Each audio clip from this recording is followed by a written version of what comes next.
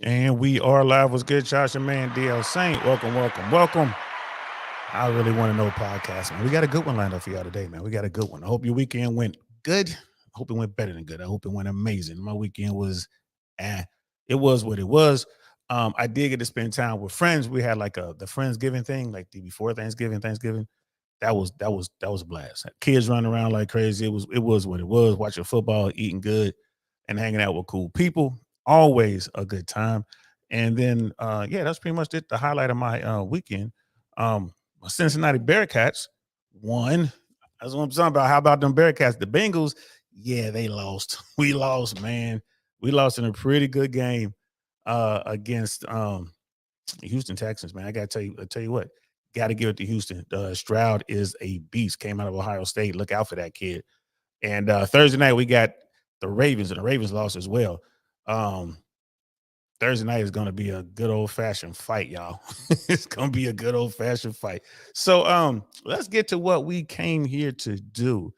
Um, we have a very sharp sister with us here tonight, and we're going to talk about this real estate market, what's going on in America. We're going to talk about interest rates. We're going to talk about the cost of homes, and we're going to talk about the importance of getting your own place. In fact, the woman that we have here now, her channel is Own a Spot, because that's what we should be doing out here, y'all. We should be owning a spot. But there could be some hurdles out there, and we're going to talk about that. So, hey, man, check out this beautiful intro from Sister Shoo Shoo, and then we're going to get into it. And we are live. What's good, y'all? Welcome, welcome, welcome to the I Really Want to Know podcast, y'all.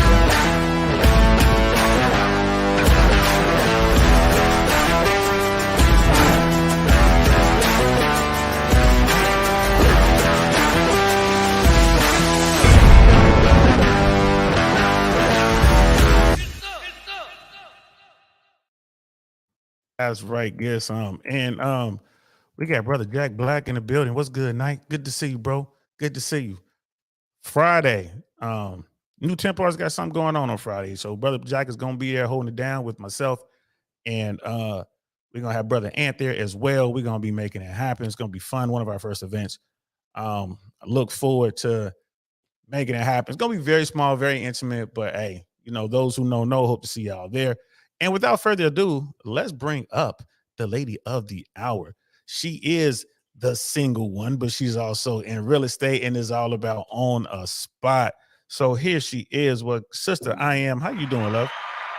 Hey, I'm good. How are you, DL? I am hanging in there. I'm good. Thanks for asking. I am good. Ready to have this conversation. Hey, Definitely ready to chat. get into it. Yeah, yeah. We got brother Jackson. We got a bunch of ninja watchers out Hey, there, but chat. yeah, you hear, girl, they gonna come out. Trust me, they gonna come out the woodwork. You know how it is. And we don't even have our icons up. Normally when we talk, we just got the icons up and we just talking. Mm-hmm. Y'all can see us live and direct. So it is what it is. Brother Pitney's in the house. I see you, brother. What's good, fam? Hi, What's up with you? I'm glad Pitney. you can make it. Hey, y'all, as we get into this, man, please, please, please have your questions ready. We have a subject matter expert right here. So Sister I am, can you tell everybody pretty much who you are, a little bit of background, and why I'm always propping you up? Because you are not propping you up. I'm giving you your props. Put that right. I'm Oh, I giving you your appreciate it. props that you have earned. Can you tell everybody who you are, what you about? Sure. I'm the host of OWNASPOTLIVE professionally. I am a realtor here in Chicago. I'm also licensed in Arizona, but I've never done any deals in Arizona. I just recently became licensed in Arizona. But I've been practicing here in Illinois for about 5 years. Prior to that, I was in finance and accounting. And also in my private life, involved very much in community work. And as I was doing community work, I realized that so much of what uh, as far as like the not so great conditions in our communities are because of our financial condition. And so I created a financial literacy program for the community, which I ran, and it was fantastic. I started it for youth, but parents started to come and take notes. So then I created an adult program. So now with my channel here on YouTube on a spot, I take kind of my financial background and my current profession being a realtor, and really, just trying to empower people by giving them free information on the channel on how to own a spot. Ownership is so important and it's key to financial health. And I actually, to be honest, prior to being formally educated, was not taught that. And many people aren't. It's not just stuff that we get in high school. So unless you went to get a business degree like I did or landed in the industry, a lot of this stuff people won't know, but they deserve to have the information. And so I'm here to give them the information here on the platform. That's fire, sis. I mean, right off rip, that's a Don DeMarco. That's what the young kids love. Don Down DeMarco. There it is, there it is. But for real, this sort of thing is not common knowledge in the Black community. Just keeping it 100. This is not the sort of thing that you can turn to your parents and say, hey, mom or dad, how do I do this? What are closing costs? How come I got to pay this to the realtor? How come I got to pay that? What's escrow? These are things that's not commonly taught.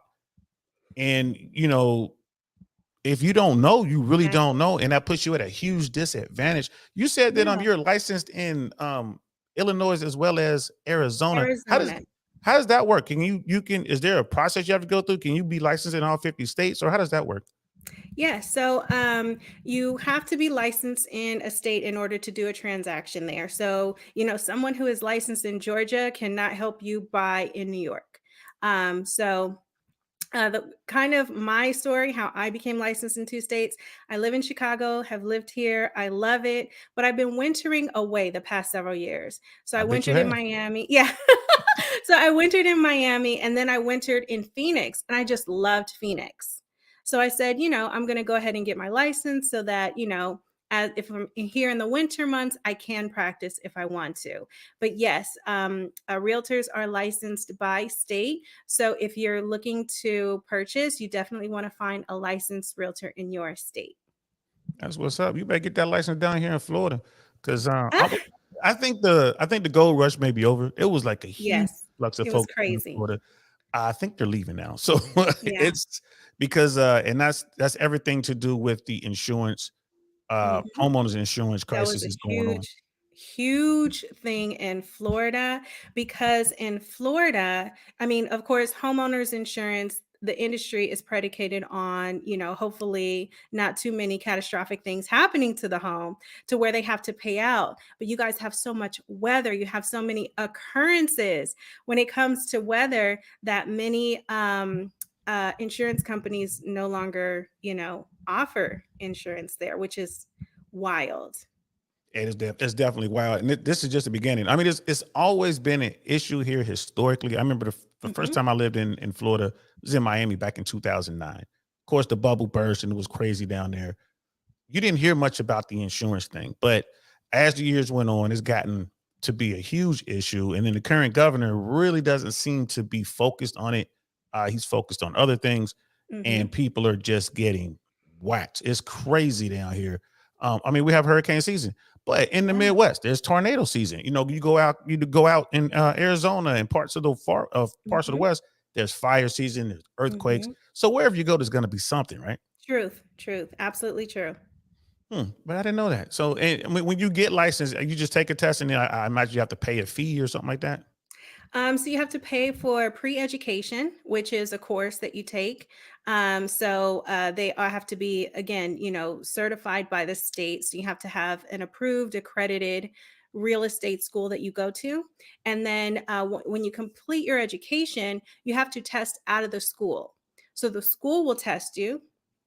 And then if you pass their test, only then can you take the state test, which is actually administered by the state. So then the state will test you, and if you pass your test, then the state will give you a license, and then you have to hang that license with the brokerage, and then you can begin practicing. And that's crazy. That is crazy. Kind of like, I'm like hearing all that. You got to take the course and then test out, and you got to pass the test. Man, it's like going to law school. Let me say this: it kind of felt like it, especially for Arizona.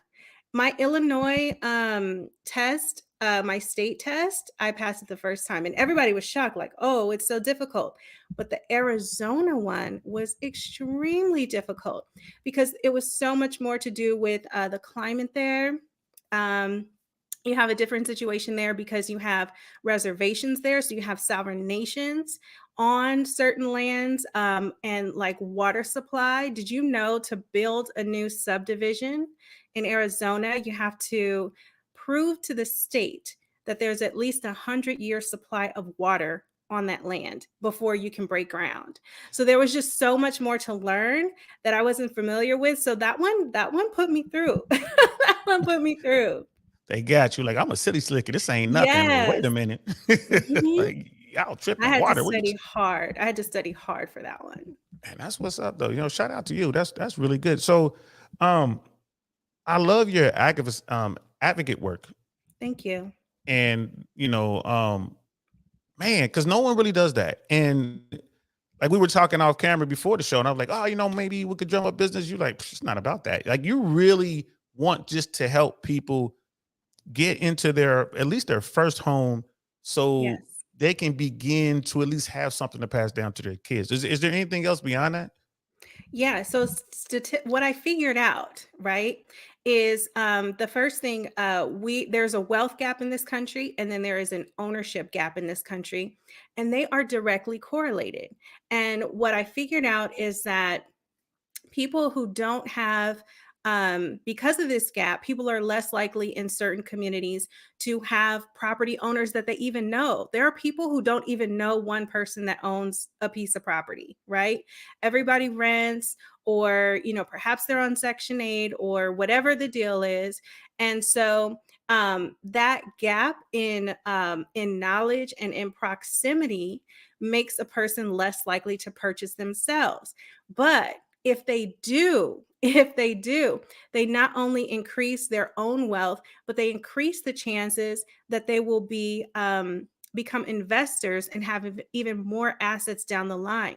So as I'm looking at this thing professionally and out in the community, what I see is that first purchase is really a springboard for a lot of people to create wealth for their families. Because the other thing is, when we talk about the wealth gap, most Americans hold their wealth in their home. And so people who are renting don't have what I call the equity advantage. The equity advantage can do several things for an individual and their family. It can be an emergency source of income. It can be a source of business financing to kickstart a business. It could be like I said, a seed to purchase another property and continue building wealth. So I'm like, if I can just switch from renters to owners, people just purchasing their first property, their first spot, then that is really going to put them in a better position and us in a better position overall. That is a fact. I agree with you wholeheartedly. I think back to, because I'm an old dude, right? So Not back in the that 90s, old. I'm Come old. on. Geez, I'm more than half a century, girl. Listen, I'm glad I'm here. Don't get Yes, it twisted. I ain't looking for just think. sympathy. I didn't think I was gonna make it. All right. It was one of those kind of You did. You things. made it, DL. Woof, boy, I made it. But I can remember back in the mid-90s. Hmm. And we were doing whatever, we out there doing our thing, in the streets, whatever. And there was a couple brothers out there our age. They were like, look, man, you need to take this money and put it into property. Hmm. And multifamily homes. Of course, he didn't use those terms, but that's what he was talking about. And he had a Hmm. few buildings. And back then, these properties, we're talking Cincinnati, Ohio, we're talking about some of the poor neighborhoods, Avondale, Bond Hill, Kennedy Heights, where I lived, Hmm. and in particular, Avondale. I could have bought a 2-family home for less than 10 grand. Hmm. Less than 10 grand. This That was would be 19. worth. Oh, today is $250,000, the same Yes. property. Yes. This is the exact same property. Now, there's been some stuff that went on with the market, but you never can go wrong with property if you own it. I mean, Right. because it's going to continue to grow wealth. Even if it's at a slow pace, it's still, Hmm. generally speaking, you're going to be okay. But then you have you get into parts of the market that we're in now, where Hmm. people keep messing with the market and doing different things. The Fed's doing stuff and private market, private equity, and banks are doing things, and it's kind of inflating stuff. But even still, you say it's good to get in there and figure out how to get your first home, even if you might get a slightly higher interest rate. For sure. Because if you're renting, that's money that you're never going to see again. Like no financial or, federal policy is going to change that. When you rent, when we rent, because I was a renter for a long time, too long, we're giving, our rent to our landlord. And your landlord's never going to say, oh, hey, you want to start a business? Here's a portion of that back, for you to do that. You're never going to see that money again. So for people who are renting or who have been renting for a long time, it's technically always a good time to buy.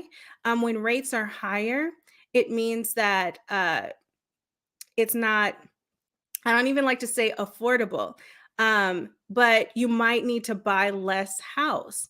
And again, people shouldn't focus on their first house being their dream house. Okay. Usually your dream house is your third or fourth house. Okay. So this is just your starter house, your starter home. Rates are still low historically. We talked about my real estate education. When I took my course, the woman who taught me had been in the business for years and years and years, and rates were double digits. She said, like in the teens. And I was like, oh my God, in the teens. So we had crazy low rates, which people are comparing rates at, 7.5, whatever they are now, to then. Yes, that's higher, but it was even higher in years past. So don't let that deter you. Yeah, you go back to 1980s, and even Yeah. though I was a youngin, I distinctly remember the grown-ups talking, and the interest rates were, 15, 16, 17%. I mean, and that was Mhm. good credit. If you had a mid or bad credit, you're looking at close to 20% interest on a home. 30 Yes. year, but you had different write-offs, like the rules were a little bit different. There was a lot going on. But Mhm. that's what the rates were. And Yes. they were fighting inflation. There was a lot going on with energy costs. That's when the big thing back then was the price of gas went over $1 a gallon, and people just lost their mind. And then there was like oil embargoes, and then there was like lines at the gas station. It was crazy.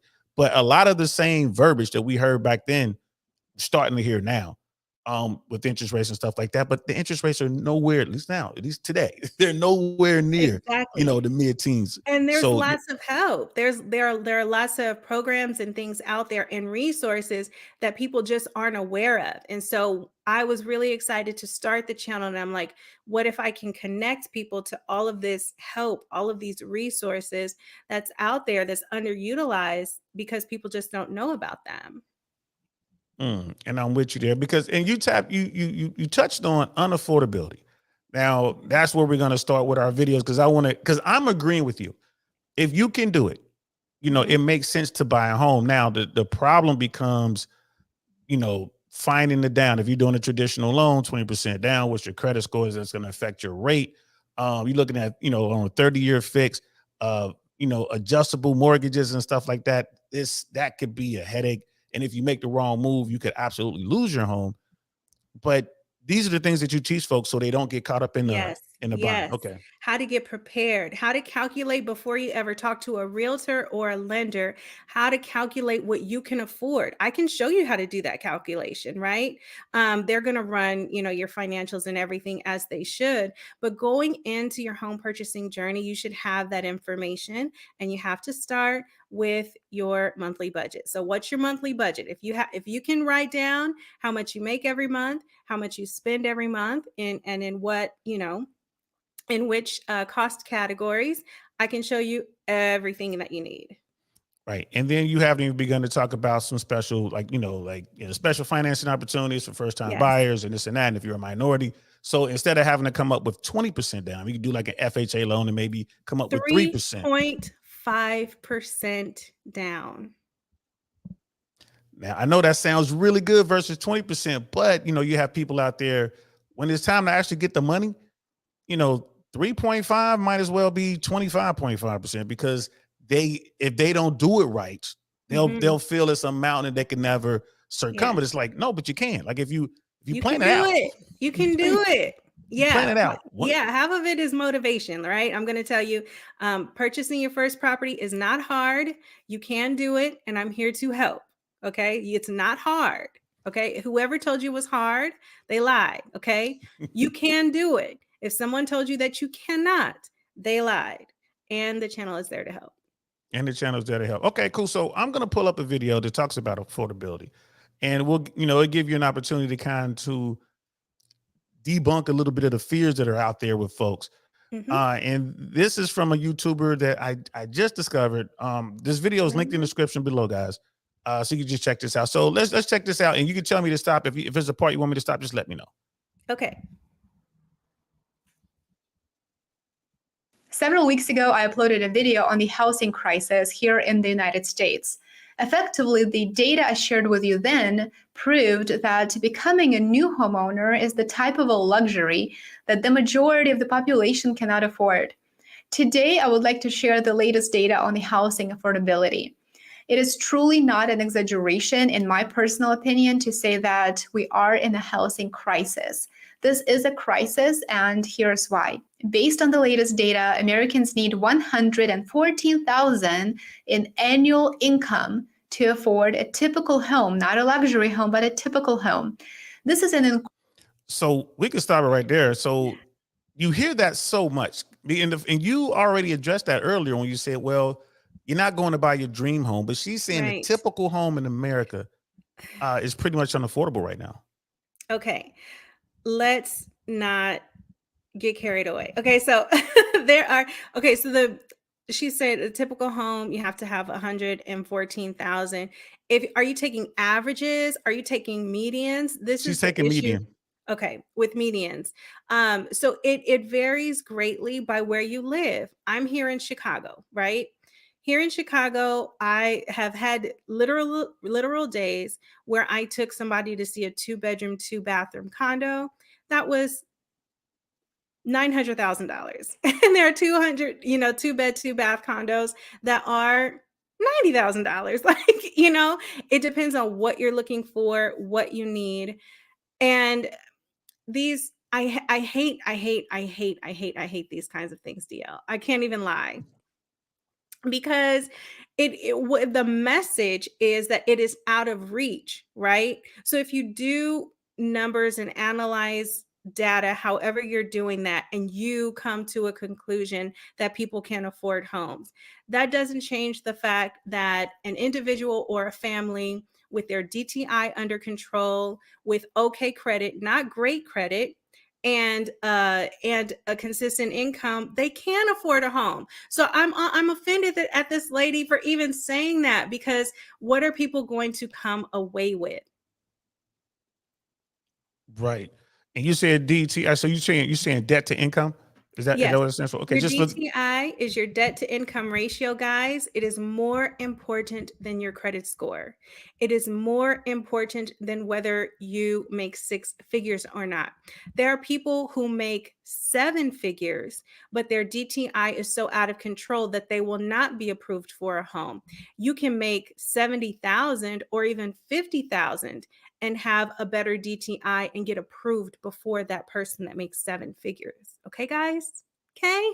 and y'all think about that for a minute. So you're saying, wow, wait, whoa. She talking about if I make $1 million a year, that I ain't gonna get approved? Like, no, Yes, not if there are then I people whose DTI is way out of control. You can make $1 million a year. You can have a spouse that makes another 1.5 million a year, and you all can have a DTI that puts you out of the running for being approved.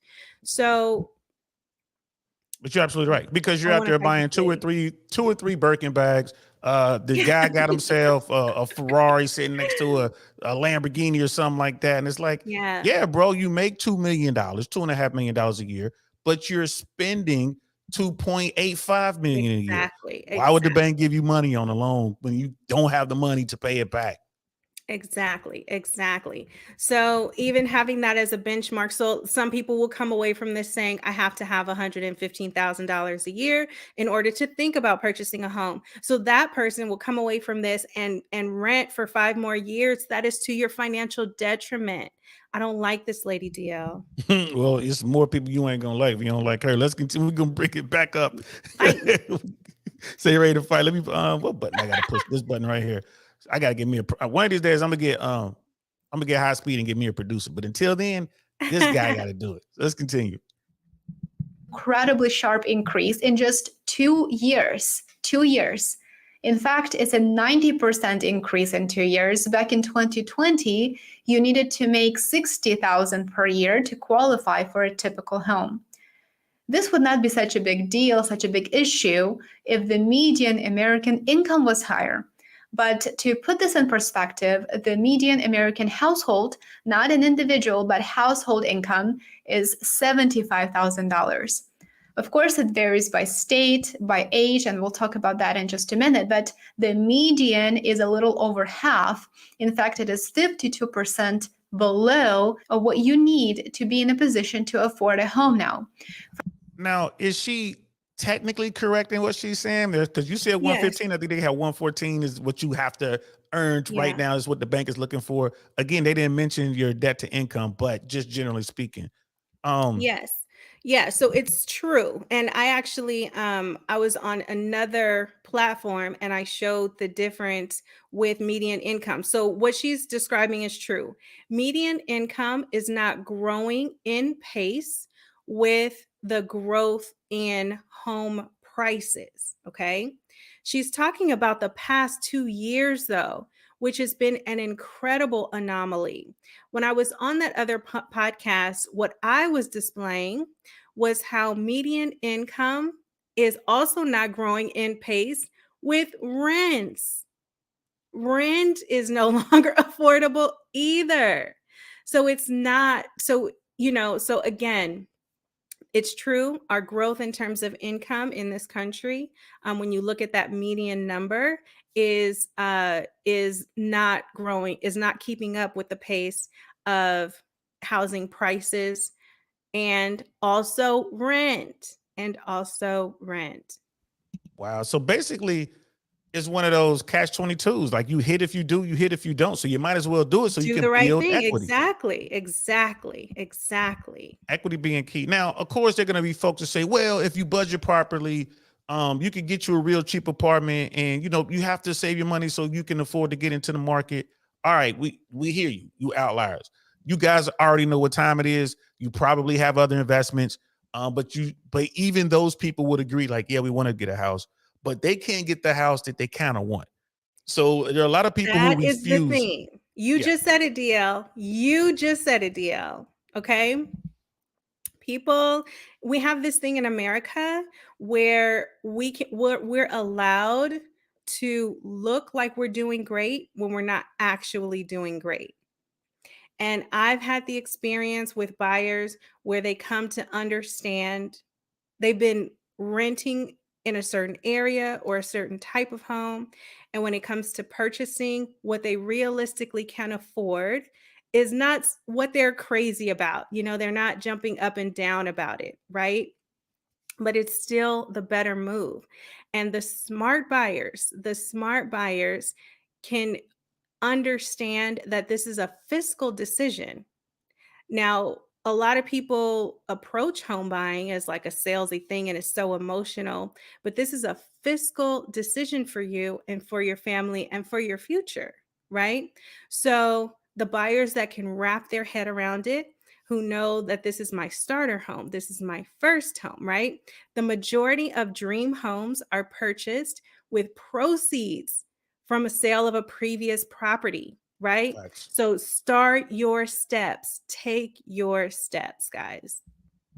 Right, because that 3.5% you get for your FHA home loan is great, but then when you come out of that first house, you can easily come up with the 20% for the next home, provided you're in that, you've built up equity, and you've done what you needed to do. So I get your point. I ain't gonna lie to you, full disclosure, I'm one of those people who's like, I don't know, I'm waiting because I moved out here from Cali, and I'm like, no.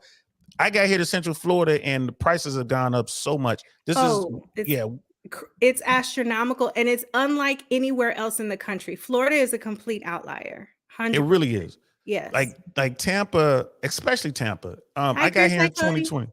Yeah, brother Cody's in. Chris Smokey Hats in the building, man. Appreciate the $5 super sticker, bro. Thank you so much, brother. And If I'm not mistaken, yo, Sticker shimmy. yeah, brother Chris, he's a devil dog. He's a Marine. I think, don't y'all got a birthday coming up there, devil dog? I think it's coming up. Or did we just miss it? The Marine Corps, they celebrate the Marine Corps birthday. All the Marines call it their birthday. So every Marine has cute. 2 birthdays. I never knew that. That's so cute. I Yeah, love learning military stuff when I'm over here. yeah, but don't walk up to a Marine and say your birthday is so cute. That's Marines don't do cute. Okay. All right, just be like, that's hard. Who'll make some dog noises like rah, rah, rah, rah. They love that. All right, that's how you handle Marines. Thug Say, face. there you go. Do that, brother Chris is like, good evening, y'all. DL, always good to come through. Keep up the great content. Thank you, brother. I appreciate it. Brother Cody's King is in the building, man. Holding it down in Canada. You want to talk about out of control home rates and interest rates? Like Canada is like crazy. We just missed it. November 10th, 1775. That is the Marine Corps birthday. Oh, so happy belated birthday, Devil Dog. I appreciate you. Army Airborne doesn't have one. If we did, it would be 1943 or 4. I think Airborne was developed in during World War II. I want to say it was like 19 right before the war, right after we got in it. So it might have been about as far back as 41. But anyway, I got to look that up. But we don't celebrate it. We should. Maybe I'm gonna start that up. Maybe paratroopers should celebrate the birth of the airborne. But shout out to you, brother, and all those Marines out there. So, all right, I am that guy. When I got here in 2020, Oh wow, the property in Florida, Central Florida, Tampa in particular, just surged. I mean, it was insane. Had I got here in 2019, in the neighborhood I live in now, the median home was right around 250, 275. That's what it is around the country. It's right around 2. Well, now here it's yeah. 450. Yep, and I up. believe you. Like it's 450 and up. And depending on what, like what pocket you're in, it could be even higher. But to your point, there are properties here in Central Florida, in the Tampa area, that's very affordable in the sense that, you're paying below that median. You can get yourself into a duplex or a fourplex in this area for about 300. Yeah. And so, and I tell the young guys, And you I'm have like, a look, tenant paying half of the mortgage. or you might have 3 tenants. Yes. Paying all of the mortgage. You're living for You might free. even be cash positive. See, this is the beauty of ownership. This is the beauty of it. There's so much benefit. Trust me, guys. The sister ain't lying. I gotta give it to her. So we'll continue this video. Let me pull this up and we'll continue the video. For example, in terms of median income, the 5 states with the highest earnings are Maryland. Why do you think that is? DC, another big surprise there, Massachusetts, New Jersey, and New Hampshire. The top 5 states with the lowest household income are Mississippi, West Virginia, Louisiana, Arkansas, and Alabama. If households can't afford to buy a home, they have no choice but to rent. The problem with renting is that it is extremely expensive too. Rent levels dropped in September for the first time in 6 months, yet it's nowhere close to being cheap or even affordable in many cities. The decline was 2%. The median monthly rent is now $2,011. This is a massive 40% increase just compared to the same time last year. But she's speaking truth. You probably don't want to beat her up this month. She's telling the truth. Not on this part, because she's saying what I said a couple minutes ago. So shout out to her for that, for rounding this out. Yes, definitely. Yeah. I want to give you the opportunity. She's like, I don't like her deal. I'm like, well, give her a minute. Give her a minute. Let's continue. The good news is that rent did decline 2% compared to August. That's the good news. The states with the highest annual income, primarily concentrated in the Northeast, saw the highest increases in rent in September, while the rest of the country saw slight declines up to 2%. It truly is a crisis, and when we start looking at these numbers, even without digging much deeper, just these numbers that I shared with you, it is starting to become quite obvious that even though housing is a necessity, at the same time, it's very much a luxury for many low to middle income earning households in the United States. And of course, would you agree with her there that it's a luxury, or would you say that it is a necessity for the lower income people to figure it out? I think it's saying luxury, I mean, it's not unattainable. And that's what I want to get across to people, that it is not unattainable. And all of those programs that I was talking about, all of that help, all of that free help, some of these things are grants. Those are specifically set aside for low and middle income folks. So it's definitely out there for the people who are able to get the information and take advantage of it. They absolutely can do it. Hmm. And so yeah, and that's, I'm so glad you're here because people really need to hear this. Mhm. If you are paying rent, the Yes, average rent in America right now is around $2,000 a month. Think about that for a moment. that's a Now, mortgage. that is definitely a mortgage. Now, again, it's not a mortgage in the school district that you want. I know that's very important to a lot of people. It's Mhm. like, man, you know, I want my kids to go to these good schools and whatever. But would you say it's feasible to put yourself on a plan? Like, okay, well, I can get into this first home, and then within 5 to 8 years, I can possibly start working on my second. Yes, absolutely. And I also want to encourage people to start purchasing younger. It's not a big old people thing to purchase. And I've even worked with buyers who, bought in one area because they knew that area would appreciate, and their plan is to sell and use proceeds to go to the school district. They're not even pregnant yet. Okay. They're planning for the future. If you plan this out, you certainly can do it. You certainly can. And that example I gave you guys, I know it's anecdotal, but again, in 1995, 96, I could have bought properties for under 10,000, right? Even if I'm lying to you, I could have got them for 20 grand. Yeah, not at But that those, time, but I remember when I was in corporate America and I was making corporate America money, and it was fantastic.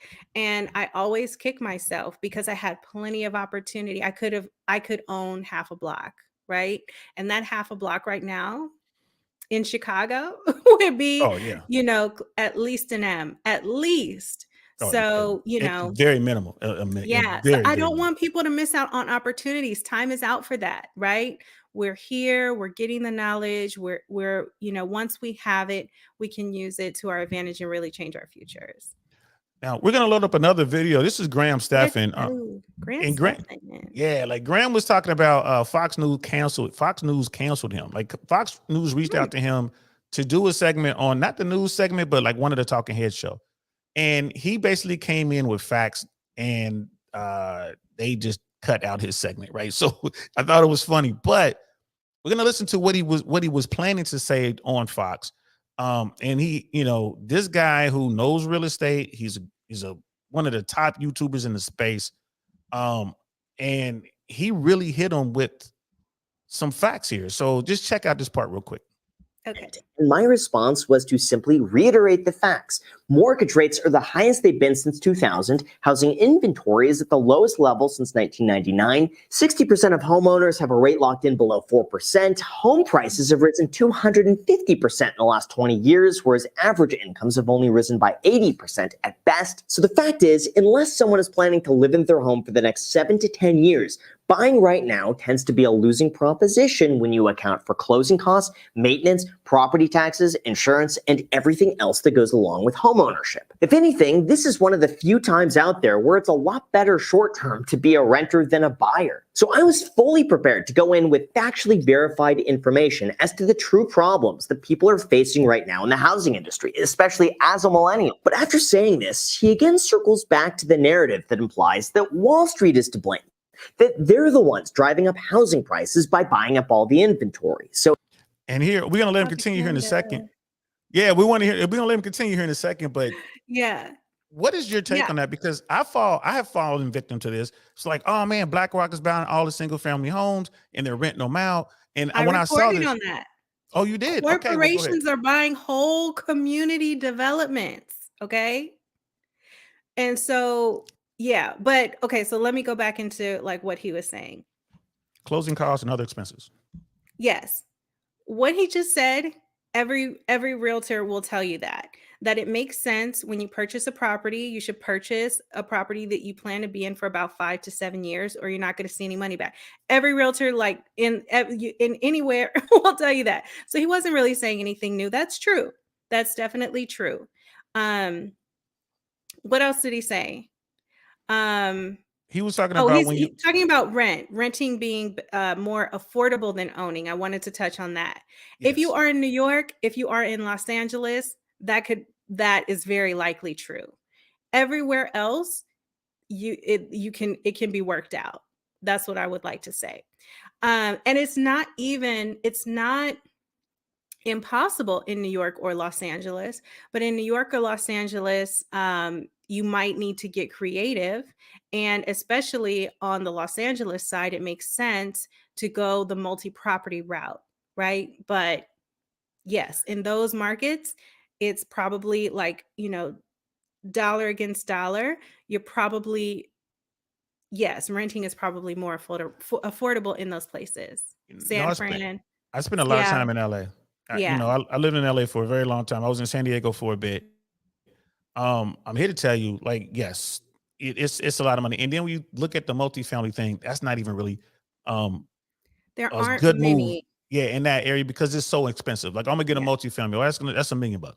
I mean, Yeah. you trying to get your multifamily in the hood, you're looking at 800,000 and up. Mhm. And again, you're looking at the 20% down. If you go whatever, you can go FHA, FHA. Yeah, I FHA. can't. My bad, girl. I can't talk. That's what happens when you get old. Don't get old. So, but the big thing is this: when you Mhm. do get a place, what no one's really talking about is the taxes. Can you talk about the benefits of owning a home come tax time versus renting a home? Yeah, so you can write off the interest you pay on your home loan, on your taxes. Also, depending on how you hold your home in terms of ownership, does if a corporation own it, et cetera. I am not an attorney. I'm not giving any legal advice, but that could be an incentive as well. And brother Chris he's asking about the NAR Missouri ruling. We're saving that for last, bro. Saving that for Yeah, last. I'm gonna ping your definitely message. going to touch on it. Yeah, we got it. We got a video and everything. So we definitely gonna touch on that. Pinned it. We're gonna read your question when we get to that part.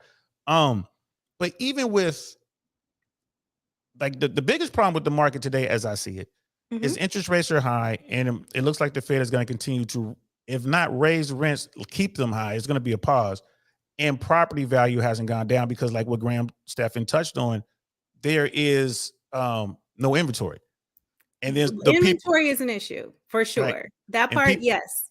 That part, yes. Inventory is an issue. and you're looking at 60 to whatever, over 60% of people are locked in at interest rates that are under 3 or 4%. They're not going to sell anytime soon. And then there's the corporate people. But Graham has something to say about the corporate folks buying up properties. So let's check it out. So again, I reiterated my position. The reality is private equity only owns 1.6% of all single-family rental homes, and the other 98.4% are bought and owned by normal, everyday people. So Wall Street has a very insignificant effect throughout the broad market. That's why the real issue we should address is the fact that low interest rates have completely turned our economy upside down, and now we're facing the repercussions of artificially stimulating the economy. But after saying all of that, he then proceeded to ask if the home I live in belongs to my parents. I said no, and then he asked for my advice to all the other millennials who are having difficulty buying a property. Perhaps this is the point where I lost him, but my thought is that when I look at the numbers financially, buying does not make a lot of sense in most markets right now unless you plan to hold for at least 10 years. Like right now. And that part is what we talked about here. And it makes sense. Mhm. If you're going in to flip something, you're probably going to lose. It is what it is. Unless again, the beauty of real estate is equity. Okay. So unless you're coming in to improve a home where you're creating equity, improving means rehabbing, renovating, The fixer upper. beautifying, right? You can still make money there. Provided So you get the right house and know what you're doing. Yes, absolutely. yes, and have guidance, have professional, licensed, accountable to the state guidance. That's what you need. And that's so, and it's like, don't be afraid. But it goes back to what you were saying earlier in the show. Who can afford to take that risk? Homeowners. Homeowners can afford to, you know what? I'm going to take out $40,000, $50,000, $100,000, right? I got a home I bought in at 50 grand. We've Mhm. been here a long time. Now my home is worth 375,000. We're gonna take out $100,000 Yes. and we're gonna put it into this home over here Mhm. across the street that we can fix up. We're gonna, or there are a lot of places. Cincinnati is one of these places, and I'm sure they do this all over the country. But there are set asides for property there for minorities, for women, for Yes. single moms, single dads, and if you Mhm. qualify, they'll basically give you the property. You just have to guarantee the rehab. So Mhm. you might get the property for 30 grand, Mhm. and that's yours. And they're like, okay, you got to live in it for 2 years. Fine. You have your Mhm. kids live in it for 2 years, and then you can sell it if you want to, or you can properly rent it out. Do you encourage people to do these things? Yes, that's you can create tremendous value. And as we're talking about like this increase in values, people who are trying to purchase right now, but if you think about the people who purchased right in 2018, 2019, those people sat in a home that they purchased and just made $100,000 Yep. just from holding the property. And so, yes, it's a tremendous opportunity to create money. Okay, we're creating money. So yeah, I definitely encourage it. If that's a lot of people, it's not for them, which I understand. Okay, I'm not trying to change that kind of person into somebody who would love to do that. But for the people who can, they get the most benefit. They get the most benefit. You go into a property that you can fix up. Yeah, you have a legit contractor. No one's going to try to rob you. You have the, Yes. the the right professionals for you, like your realtors. You got the right, Hmm. the money, the hard money lenders or whatever financing you're using. All that's lined up properly. You've done your homework. You go in, you get something that's cheap, and then you sell it once it becomes expensive. That's how it's been done since the beginning of time. I don't care if they're using rocks, shells, or cash. What I mean, this is how it works. So, but you can't do that unless you have money. And most, like Sister I am said at the very beginning, most Americans' wealth is tied to their property. They were Hmm. talking about median incomes, and they were talking about the median household income. What is around 70,000, something like that. I thought it was 68. Let me look it up. So that's median. But then when you look at different communities, different Right. bubbles, I You think have to African look Americans at are in the lower. community. Yes, yes, yes. There's a huge wealth gap, there's an income gap, there's a property ownership gap, right? Yeah, it's a real thing. So, let's start running. See, let's start reading. But so You when know you what I look mean? at yeah, I'm We're I'm one behind. Run. 100% with you. If the median household income is in the 70s, I would imagine that the 70. African American is probably $10,000 a year less. You somewhere in the Yeah, we're 60s. yeah. Let me see. AA. It would be somewhere down there. And what does that tell us? That means in order for us to catch up with all the other bubbles, we got to start buying stuff. Yes, ownership. Ownership is the key to that. I said earlier this week that um, if every individual in our community, every individual or every family were to own a spot, do you know the wealth gap that's the one thing that would have the most significant impact on the wealth gap above and beyond income, because you can't control income to that extent, right? But that is something that people can do that will put them in a better position and would have a huge impact on the wealth gap in this country. Right. African Americans already outspend most cohorts and we don't own anything. Just imagine if we own stuff. It's just a redirect. It's just a redirect. And that's what I talk about on the channel. I don't talk about saving money on the channel. I never tell anybody to save for a down payment. Well, Doesn't how that do sound you how do you painful get and around that? awful? How do you get around that? I um I tell them to start their first property fund. So if you have very savvy viewers. So I think a lot of your viewers probably own. But if you're watching this and you don't own, start your first property fund. Open an account, put any amount in it, and contribute any amount that you want to it per month. Any amount. $5, $500, I don't care. And then come over to the channel, subscribe to the channel, okay? And let me show you what you can do with that pot, no matter how big or how small. Yes. And that makes sense, guys. And so, and you know, I get what you mean by like it is a lot about the labels and all that, isn't it? If you're like, oh, I gotta save this, you thinking of it one way, but it's like, hey, Yes. I just say at the don't end of save, don't cut yeah, costs, don't stop drinking Starbucks.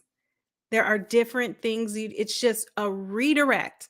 A lot of people are working hard. They work hard every single week, 40 hours a week, 60 hours a week.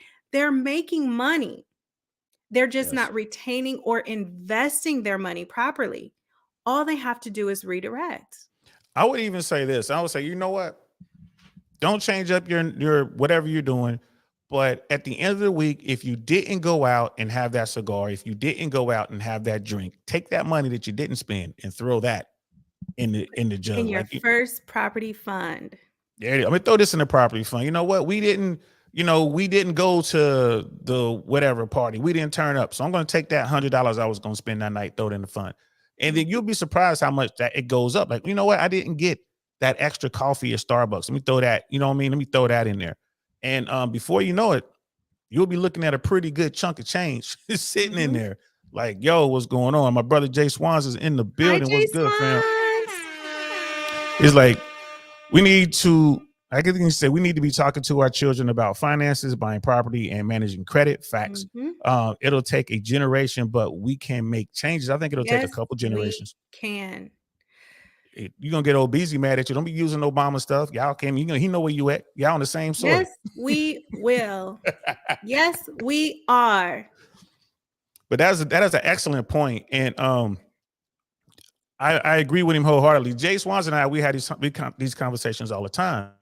And, I'm one of those guys who's like, hey, man, a correction is coming. Like, something's going to happen with this market. It can't keep doing what it's doing. And he's Mhm. like, nah, bro, you've been saying that forever. I'm like, well, the Lots market's of been people out of say that. balance forever. Am Mhm. I wrong in thinking that there's going to be some sort of correction? What do you think? It's correcting now. Prices aren't, what they have been. A lot of people thought, oh, a lot of people thought because of COVID, I had not a lot, but when COVID happened, I had like some cynical people come to my team and they're like, oh, this is an economic tragedy and everybody's going to lose their house. And I just want to buy up everybody's house and just, benefit off of their misfortune. And we were like, that's not, that's not what's going to happen here. But no, everybody was talking about a quote unquote crash. My mentors, the people I look up to in the industry, always said that there would be a correction, not a crash. And it's correcting now. It's correcting now. Now, I'm always asking you about, and I'm not asking you for any professional input, but the commercial real estate bubble. It Mhm. seems to me that that's really on the minds of everyone from Wall Street all the way down. All the talking heads are talking about it. Is this part of the correction that you're speaking of? Well, there's going to be some losses at the higher Yeah. end, but it's not going to filter down into the residential. Is that what you're thinking? I think the commercial real estate thing is a completely separate thing because we're talking about rates and all those economic factors, but we had a significant culture change in terms of work, workplace, work from home, that kind of thing. So I think commercial is feeling the effects of that. Also, as a society, we're shifting from retail. And that's something that had begun before COVID. And COVID just intensified it and kind of brought that kind of like new, kind of way that people shop and live, but brought it about much, much sooner. I think in terms of like capital being available, that could trickle down to residential, but as of now, we don't see that being an issue. I really think I think the regional banks are gonna continue to take huge hits. And the only reason I think that is because they went long term on their strategies, not Mhm. believing that Jerome Powell was gonna raise the rates. Hey guys, I'm no expert on this thing. All right. I'm telling y'all what I came up with after reading and watching a bunch of stuff, right? So don't be Mhm. getting mad at me, you experts. Like, you don't know what you're talking about, DL. I probably don't. I'm just an old man sitting in his attic talking to his computer, right? But I can see that, 5 regional banks have failed this year alone. And if you Mhm. look at the charts and you look at the numbers, some more regional banks are going to fall. Now, the thing is, the too big to fail banks, people were like, "Oh, they're doing just fine." I looked at some numbers. It's only one really doing good. The other 1 out of 6 are doing okay. The rest are all not underwater, but they're all down like at least anywhere from 3 to 6%. Mm-hmm. And it doesn't look like it's going up. I mean, you look at Citigroup. Citigroup is saying that they're about to basically fire 10% of their workforce. It's 240,000 employees. They're about to fire 24,000 of them. At least they're talking about firing even more.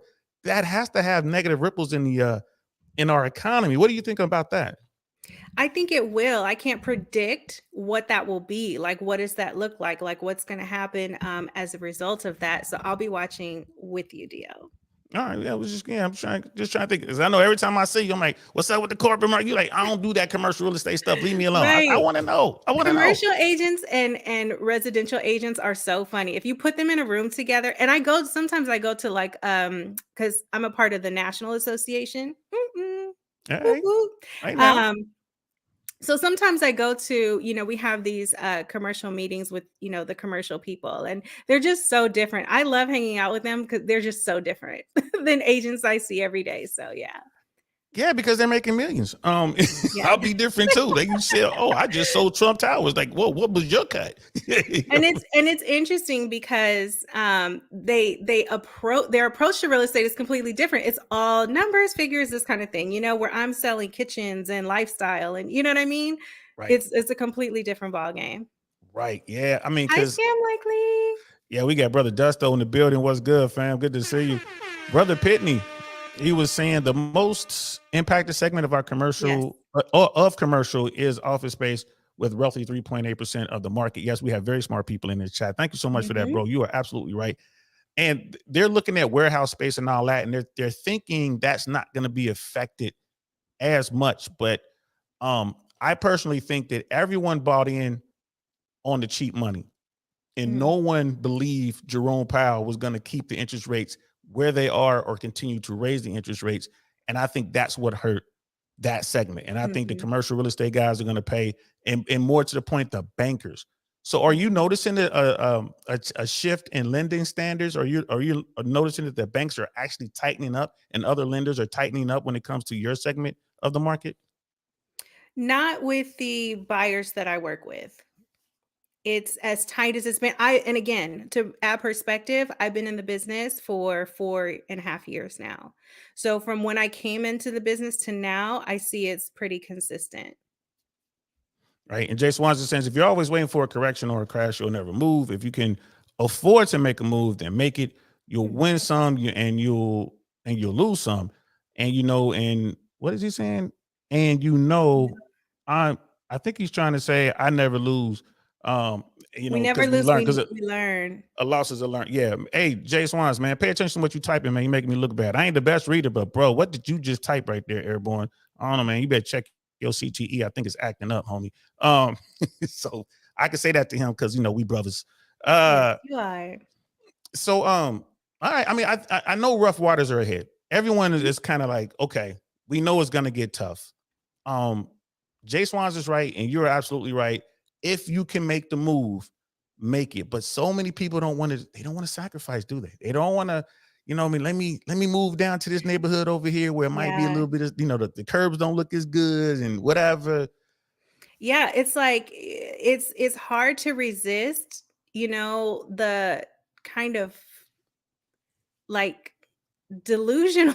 I mean, I don't want to say delusional, but it's like, and it's so funny. What's the guy's name that you just played? The guy that was almost got canceled off of Fox, you said?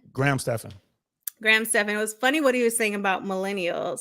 But I've worked with people in different, age ranges. It doesn't matter. But there's a certain customer that literally wants everything.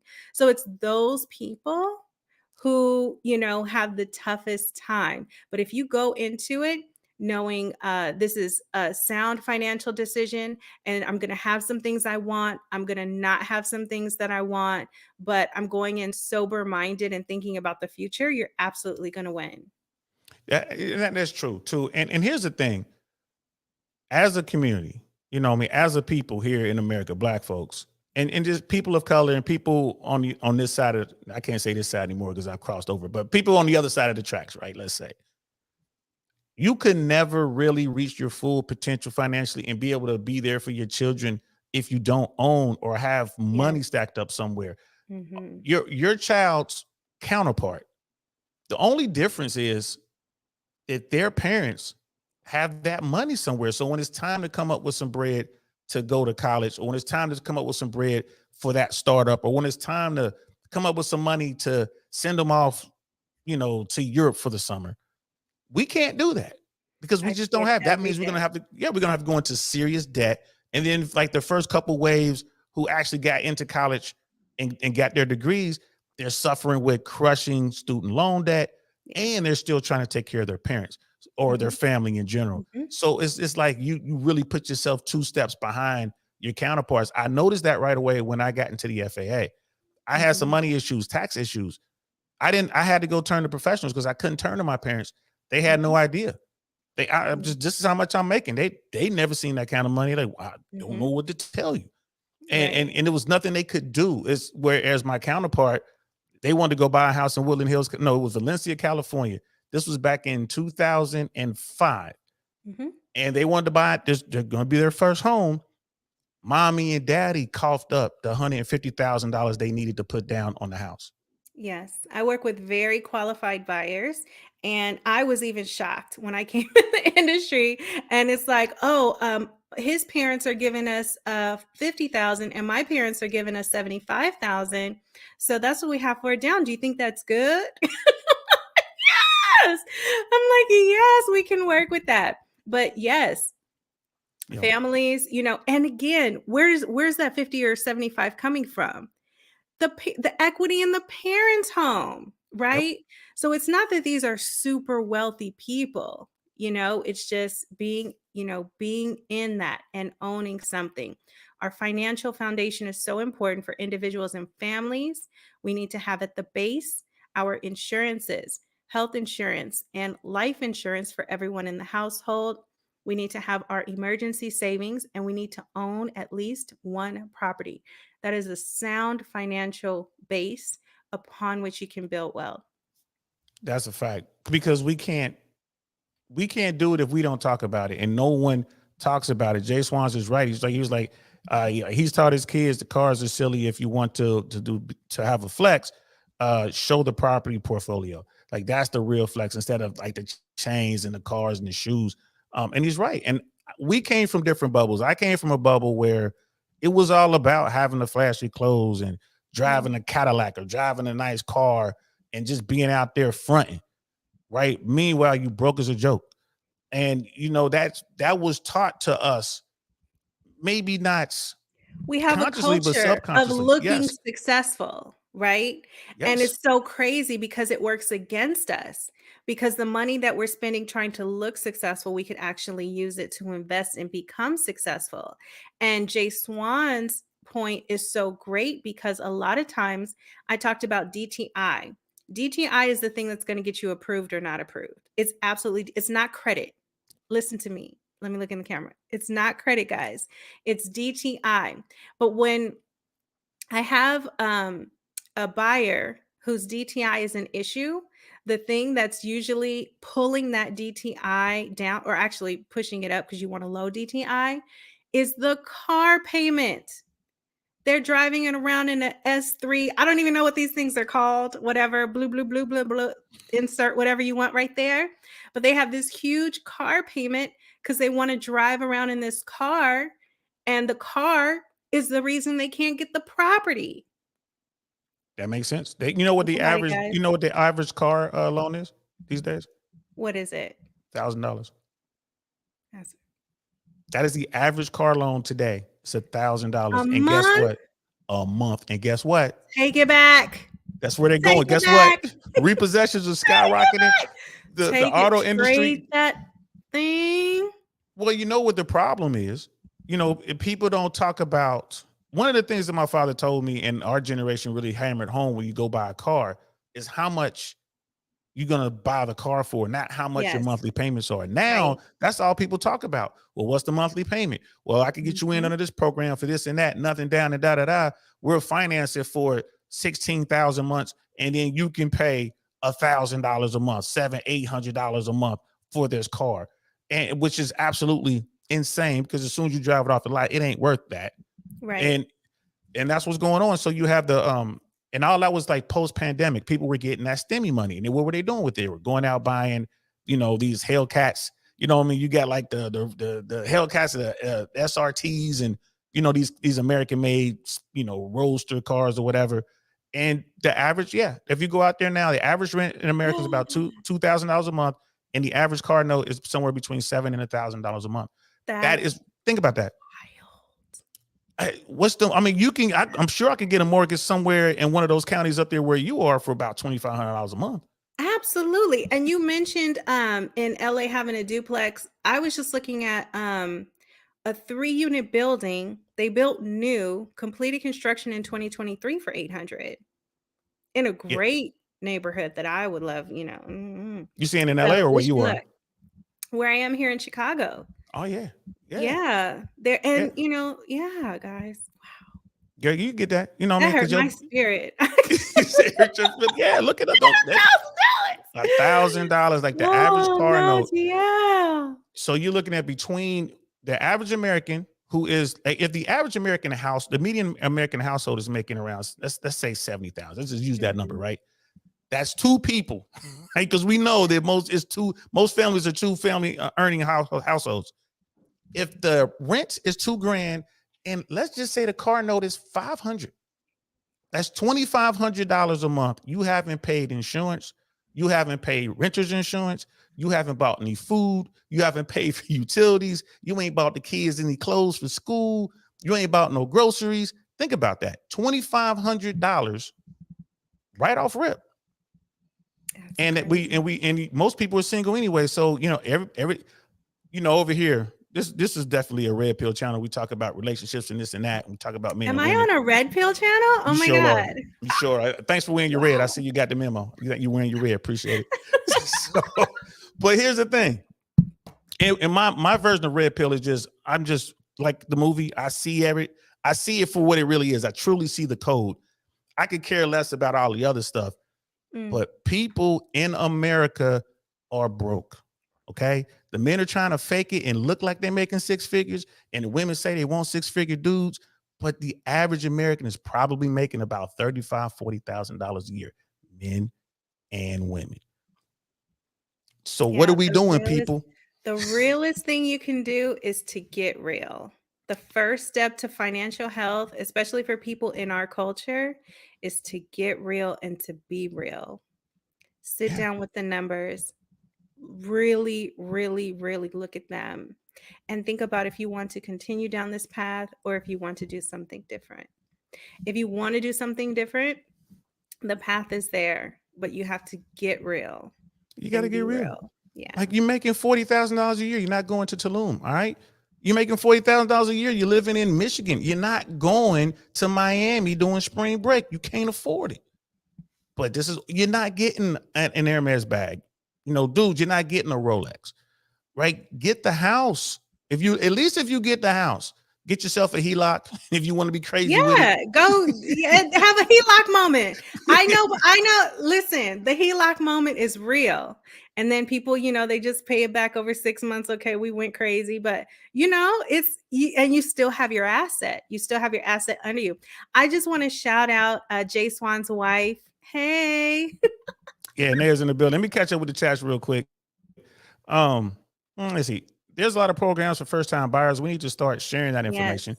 Yes. Yeah, NACA, which is I think he's trying to say NACA it's program. NACA. It's NACA. Yeah, all right. Program. Is what we used to buy our first home 20 years ago. Look it up. Hey, man, still around. Still a great program. There's also 203K loans. We talked about being able to renovate a property. That's a tremendous opportunity for people who, say you are one of those people, you already have children, you want to be in a specific school district. You can purchase a home in that area that might need some work. But the 203K loan covers the cost of the home itself and the construction. Not only that, okay, not only that, and because the lender wants to make sure that the ARV is there, they assist you, to be sure that once the work is completed based on your plan, that the home will be worth that. In addition to that, they assign you a person, an experienced person to oversee the project. So you're just a homeowner. You're a brand new homeowner. You don't know how to deal with contractors and make them accountable. And they pay the contractors, based on them meeting specific benchmarks every week or month or whatever. So that's another great program. There's lots of stuff out here to help people for sure. That's what's up. Brother Mandrell's in the building. What's good, fam? Good Hi, to see you. My favorite snake eater up in the joint. Brother Chris Smokey has car payments be $800 these days. That's Gotta what I was have that thinking. Hellcat. I was thinking 800 DL as my crazy ridiculous figure, and then you said 1,000, and I'm just not the same. Yeah, like I've seen, like I said, anywhere from 700 to 1,000. Well, actually, from 700 up to 1,500 depends on what kind of cars you were talking about. Like when you said S, that's Mercedes, right? You're talking about the SLs, the SELs, the Mercedes S's. I'm a brand new Mercedes person. I've always been like a BMW guy. When you look at BMW from the 3 Series, any of the M stuff, like you got like an M3, M5, M7, whatever. That is, if it's got M in front of it, you're looking at $80,000, right? That's just, and people want to get the SUVs. They want to get like that, the X5, the X7. The average car, and I'm not even talking about the expensive cars. I'm talking about the average Nissan, Maxima, Toyota, Corolla, or Honda Accord or whatever. You're looking at $65,000. Check my work. Tell me if I'm wrong. The average car in America is at least $65,000, if I'm not mistaken. Right. So think about that. And then you move into the Europeans and the high-end Japanese cars. The foreigns. You know what I mean? And people want to buy new, which is the dumbest thing you could do with an automobile. No. As soon as you buy a drive out, you're losing money. Oh, buy the house first. You know what I mean? And that just coming from a guy who did it the wrong way. Jay Swans, I love being in a room with folks that don't even realize I'm the money guy. I sit back with all my stuff and just, laugh and listen to folks brag about what they have, knowing they want to be me. LOA. That's just when Jay Swans being Jay Swans. His wife was like, and they told me to stop flexing. Yeah, but hey, real talk, this man has a pool in his house. I'm just saying, you walk in the door and there's a pool. Yeah, that's my homie. I'm a flex for you on this one, player. You know what I mean? Scam likely. It was like 90% of the women I date don't talk about money. They don't have to, bro. Like they're watching what you drive. They're watching what you're wearing. It is what it is. I'm not mad. They're asking where you work. They're looking. You have to, and that's part of the game. I've never had a woman ask me how much money I make a year, ever. But they pay attention. Calculating. We're like just. Ooh, say it again, sis. Keep it 100. We're calculating. We're just, kind of taking clues and, context of the conversation and certain things that, are said, certain things that are not said. So you might ask a question about something. I don't know. I was at STK the other day and they were like, oh, which one? You were at the STK downtown? So he's like, oh, he knows there are 2 STKs and he knows where they are. So point for him. You know what I mean? And but as opposed to a dude's like, what's that? Like, oh yeah, this motherfucking own shit. Go ahead and drop me off right here, player. You are so crazy. He says, I'm so done. The hell is that? You know what I mean? So done. But honestly speaking, again, for our red pill moment, for our, our realistic moment, men and women do kind of play this game, right? Men want the woman who looks a certain way. And, like when guys are talking about a woman, they're talking about how beautiful she is. When women are talking about a man to other women or to their social circles, what are they saying about the man? When they talk about the man, what are they saying about the man?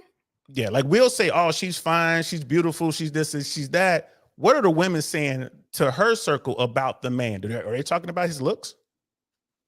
Yeah, everything. I mean, we're just, recounting what happened, what we, how we feel about him now, or what our plans are to either move forward or not, To move forward or not, does that hinge pretty much on his ability to earn moving forward, or doesn't really have anything to do with it? Like what he does, because a lot of times it's like when This is guys getting ask me to the about a red girl, they're pill. like, "Is she fine?" And women are like, "No, what does he do?" Well, for women who are looking for partnership, that is top of mind because they're looking to build a life with someone.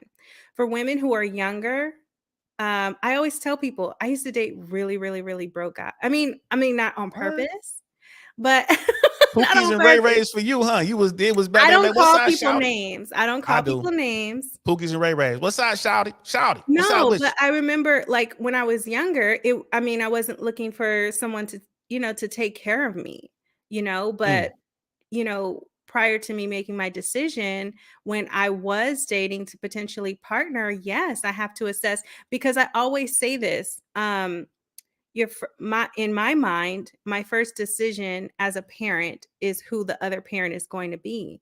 So I was at that Mm. point dating for my unborn child. So yeah, Okay. And it this is matters when to you were in women your, who want a relationship. and I guess this was kind of like your thought process when you were not the single one. And this is Right. when you were corporate as well. So you were thinking Mhm. long term. So I would imagine you were looking for a guy who can match up with you for that long term security and kind of be there. Because when it's time to have a baby, you can't work, right? You have to take some time off. So I guess it's real important that he be able to handle things while you were, not getting that check. Yes, for sure. For one of my criteria was that someone who could sustain a family from pregnancy to sixth grade. Ooh, okay. Okay. That was my personal thing, but it's different for different women. There's no right or wrong. There's no right or wrong. And when I talk about this sort of stuff, when I talk about game on either side, I am not mad. Don't get it twisted. I understand. I accept how things are, and I move accordingly. So, when we had these talks, like what Scan was saying, 90% of women I date don't talk about money. All right, that's cool, bro. But trust and believe. You being quizzed whether you know it or not. I hope you got your number 2 pencil. You know what I mean? Because it's a test going on, Yeah, they bro. might be thinking about it. Might But I be. love Chris's comment about financial literacy being 10% head knowledge, 90% behavior. What I found is, especially for our people, we have to have a culture shift toward ownership, toward Facts. being owners, toward pride in ownership. So I definitely, and it kind of goes into what you were saying, DL. When I was evaluating men, I wasn't just evaluating what they had or how much they made. I was also evaluating their financial habits. Ooh. What what their financial philosophy.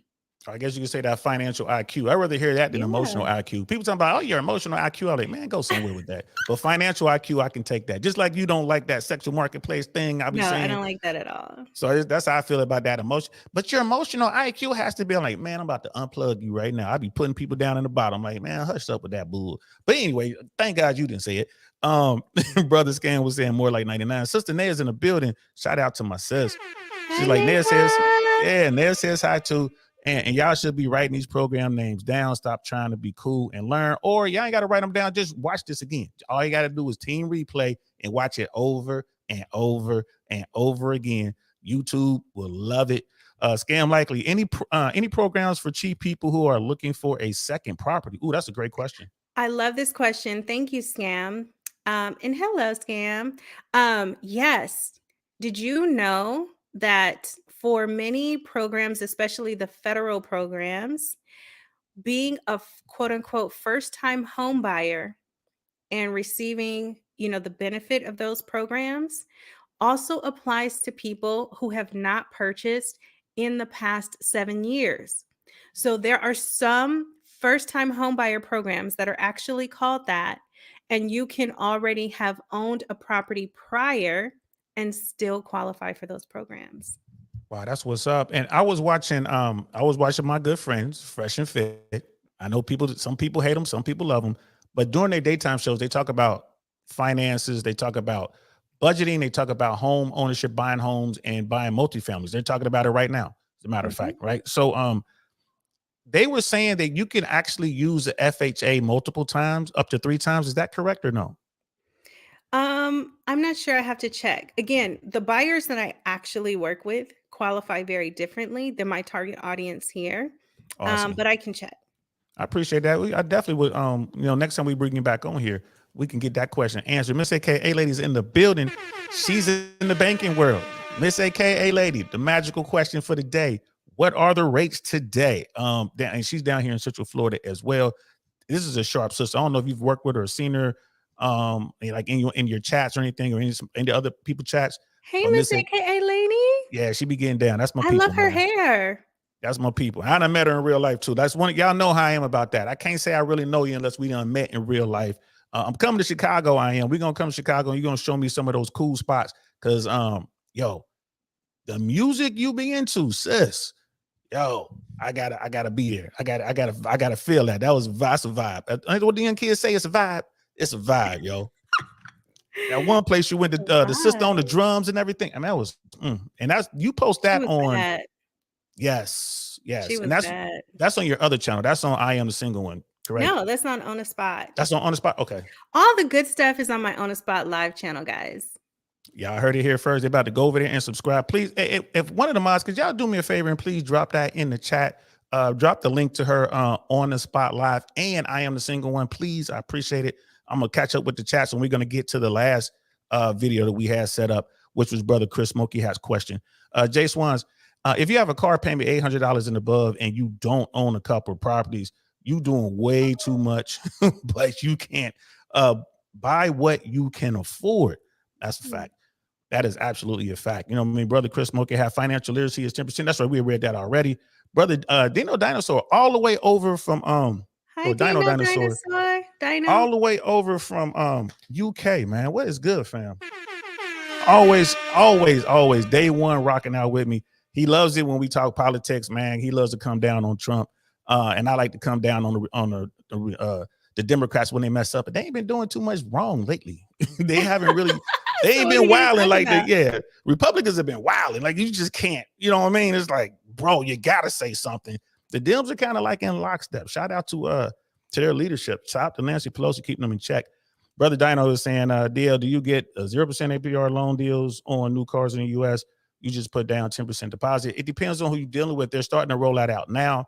The manufacturers can't move the new vehicles. So a lot of car dealerships are going out of business right now. I don't know if a lot of people are aware. The car industry is melting right now. So the dealers are stuck with all these vehicles they can't sell. And they don't want to take the loss on these vehicles. And like the exotic car stuff is like stupidly out of whack. And then, you know, when you go to the dealer auctions, cars are like, no one's bidding on these cars. And then the manufacturers, the new cars are rolling off the line. So manufacturers are beginning to offer 0% down, 0 interest rates. It always starts with the well-qualified folks, but then it filters all the way down. So it's coming, but it still leaves you, even with the way that they do it, it leaves you with that, you know, $700, $800, $1,000, car note. And then some of the people start doing the leasing, and that's a problem because they drive too much. It is a mess out here. And this is all coming due at the same time. So this is bad. Scam is saying women are not checking for money like media says they are. I'm okay. I agree with that, actually. I agree with that. To what extent? I think women who are not looking to partner right away. So like younger women, they aren't reading too much into it. And then there are some women who are high earners and they are confident in their ability to continue to earn. So, you know, what a man earns might not be as much of a priority for them. And yeah, and then there are women who, you know, are. I'm with you. Yeah, there are women who are. And, yes, there are women out there. A lot of women are, graduating college with degrees more than their male counterparts. They're getting into the workforce. They're starting to earn more. This is something I talk about all the time because I believe this is going to affect the family law system, because there are going to be dudes who make less than the woman, and they make babies and they do all this stuff, and then they wind up breaking up. They go to court, and the court is going to say, hey, man, mommy, you got to pay him child support. That's coming. Mhm. And that's starting to Yeah. happen now, and it's Yeah, starting we've to seen happen that. more often. Yeah. Right. So I think that's going to affect the family court system to an extent. There are women out there who out earn their guy. Yes. And it seems to work for a while. Mm-hmm. But then something happens and there's an argument. And then it's, that's my car. This is my house. You wearing them shoes I bought you. And it becomes an issue. It is what it is. Does that happen with everyone? No. But it's really difficult for a guy. If you want to hurt a guy, all you got to do is talk about his penis size and his wallet size. And that's really going to just, that's the kidney blow. And there's no walking that back. Once you do it, that guy is stuck. Because, we used to live in a society where being a man meant you took care of all that sort of stuff. Now things are changing.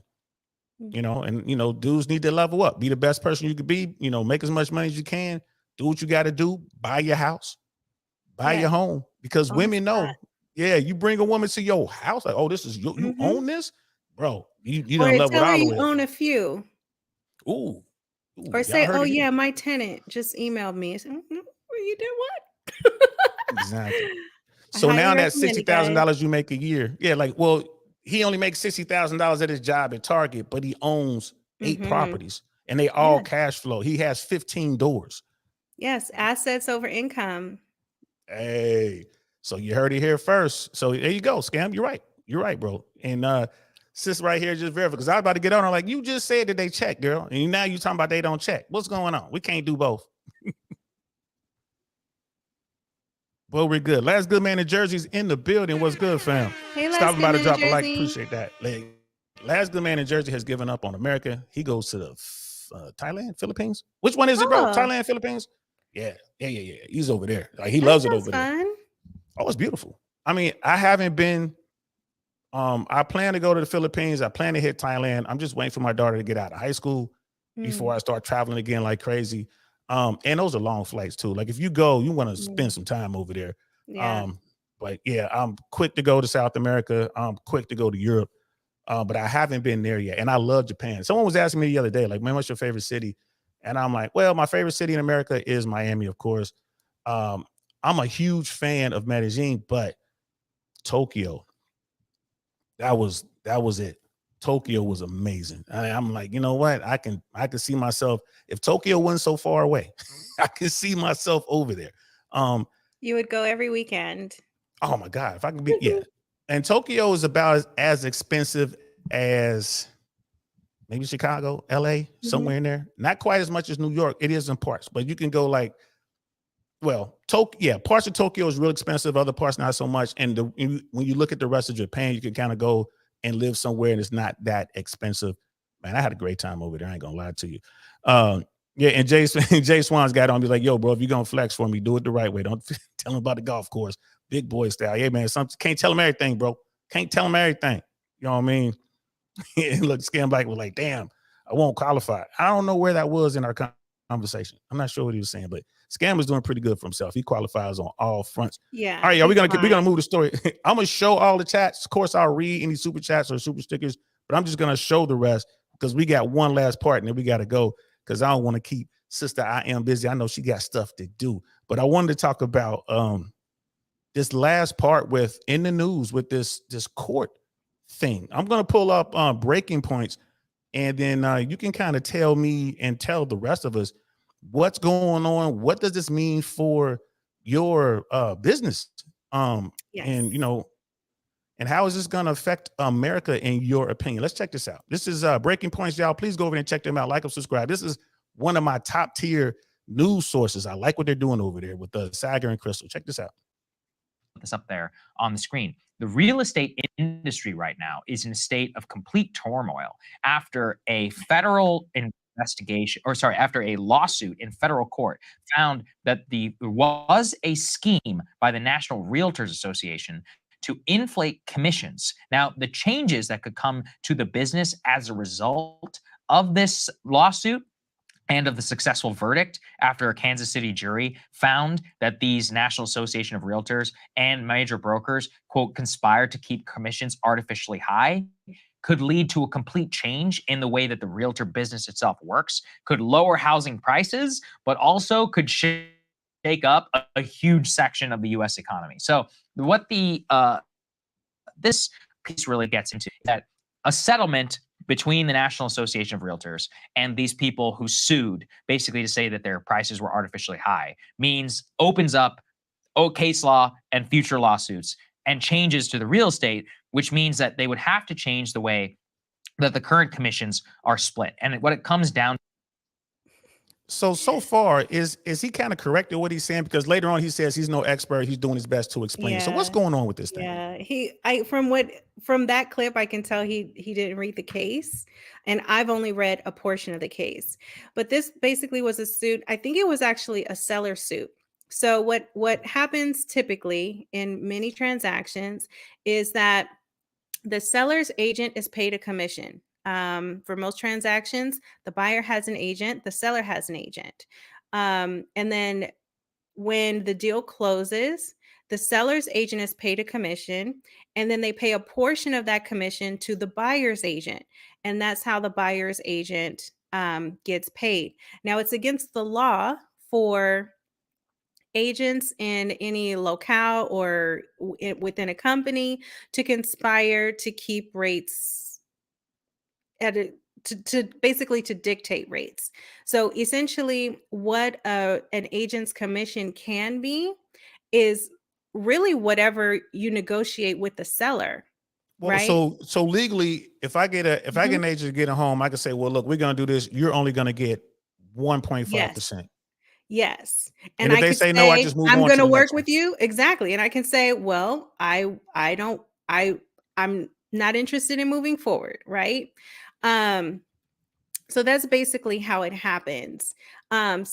Because buyer's agents are paid by seller's agents, sometimes a buyer's agent will say to their buyers or to a potential customer, well, hey, you don't have to pay me. I'm going to help you with due diligence. I'm going to guide you through the process. I'm going to help you identify homes that meet your criteria, and I'm going to get you through to closing, right? We can't market our services as free because they're not actually free. They're just paid by the seller. So um, a couple of things about the suit. The National Association of Realtors, of which I am a part of, is appealing this decision. So this case is not over. So whatever changes, happen within the industry, are likely to happen further off into the future. But that's kind of the gist of what's happening with this case overall. So, okay, this is so outside of my wheelhouse. Yeah. No idea what's going on. I mean, I understand the basics. I understand Yes. that realtors make money. I Yes. thought that there was a percentage. Let's say the percentage was 6%, and both the buyer and seller realtors would split it. You know what I mean? Just down the middle. Right. I didn't realize the sellers were pretty Yes. much responsible, and then the buyers, their realtor. How do they make their money? Okay, so how it happens is, when a home goes up for sale, right? The seller hires a realtor. The seller hires an agent. The agent will say, I'm going to market this home, put it on the market for sale for a 6% commission. I'm just using a number. I like the number 6, okay? just the Just a number we're magic using. number. Just a magic number. So I'm going to charge you 6%. Usually the seller will say, I will be offering 3% to the buyer's agent, or he can offer 2.5% to the buyer's agent. Let's just use 3 because it's half a 6. Okay. So the seller knows that, up front, or they should, right? If they don't, then that could be a violation of some sort, and then they can bring suit. But So what that happens is percentage has to be plainly stated and understood as part it of the should contract. always be. Okay. It should always be. Now, so what happens is when the transaction closes and the seller receives their proceeds, out of the proceeds, the commission will go to the seller's agent, and the seller's agent cuts a check to the buyer's agent.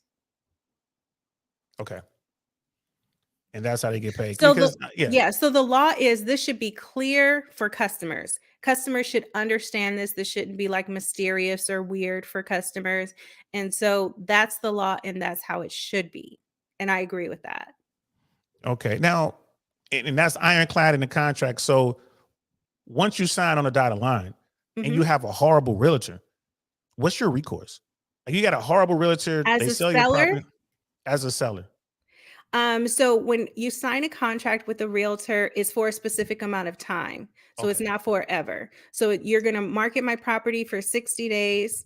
And if it's not sold within 60 days, it expires and I can hire another agent. Okay. As the seller can hire another agent.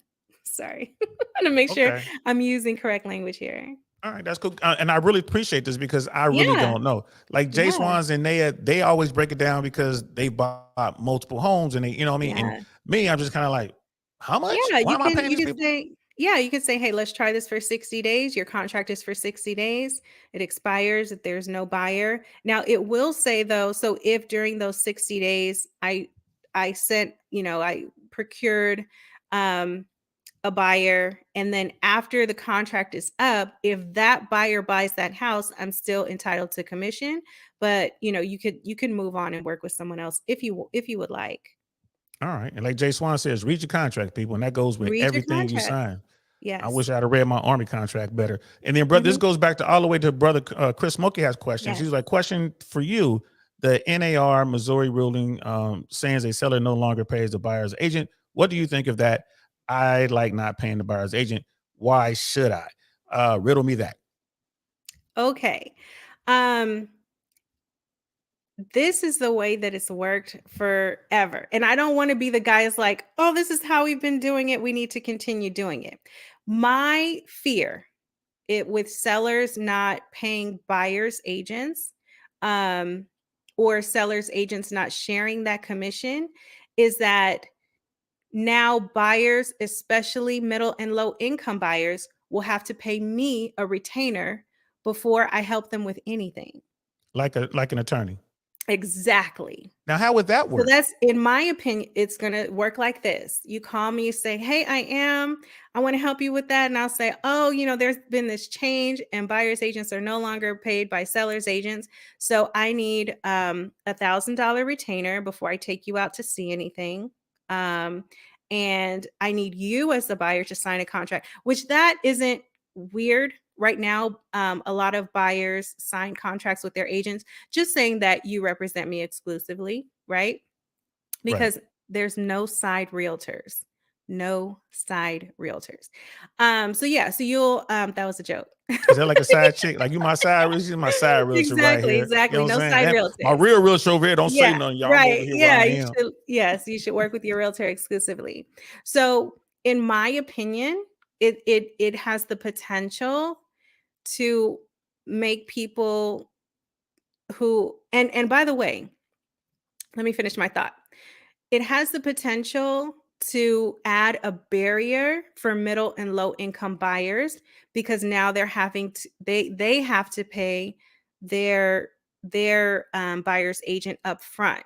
And by the way, the people that brought this suit against NAR are extremely wealthy people. These are very wealthy. You know what I mean?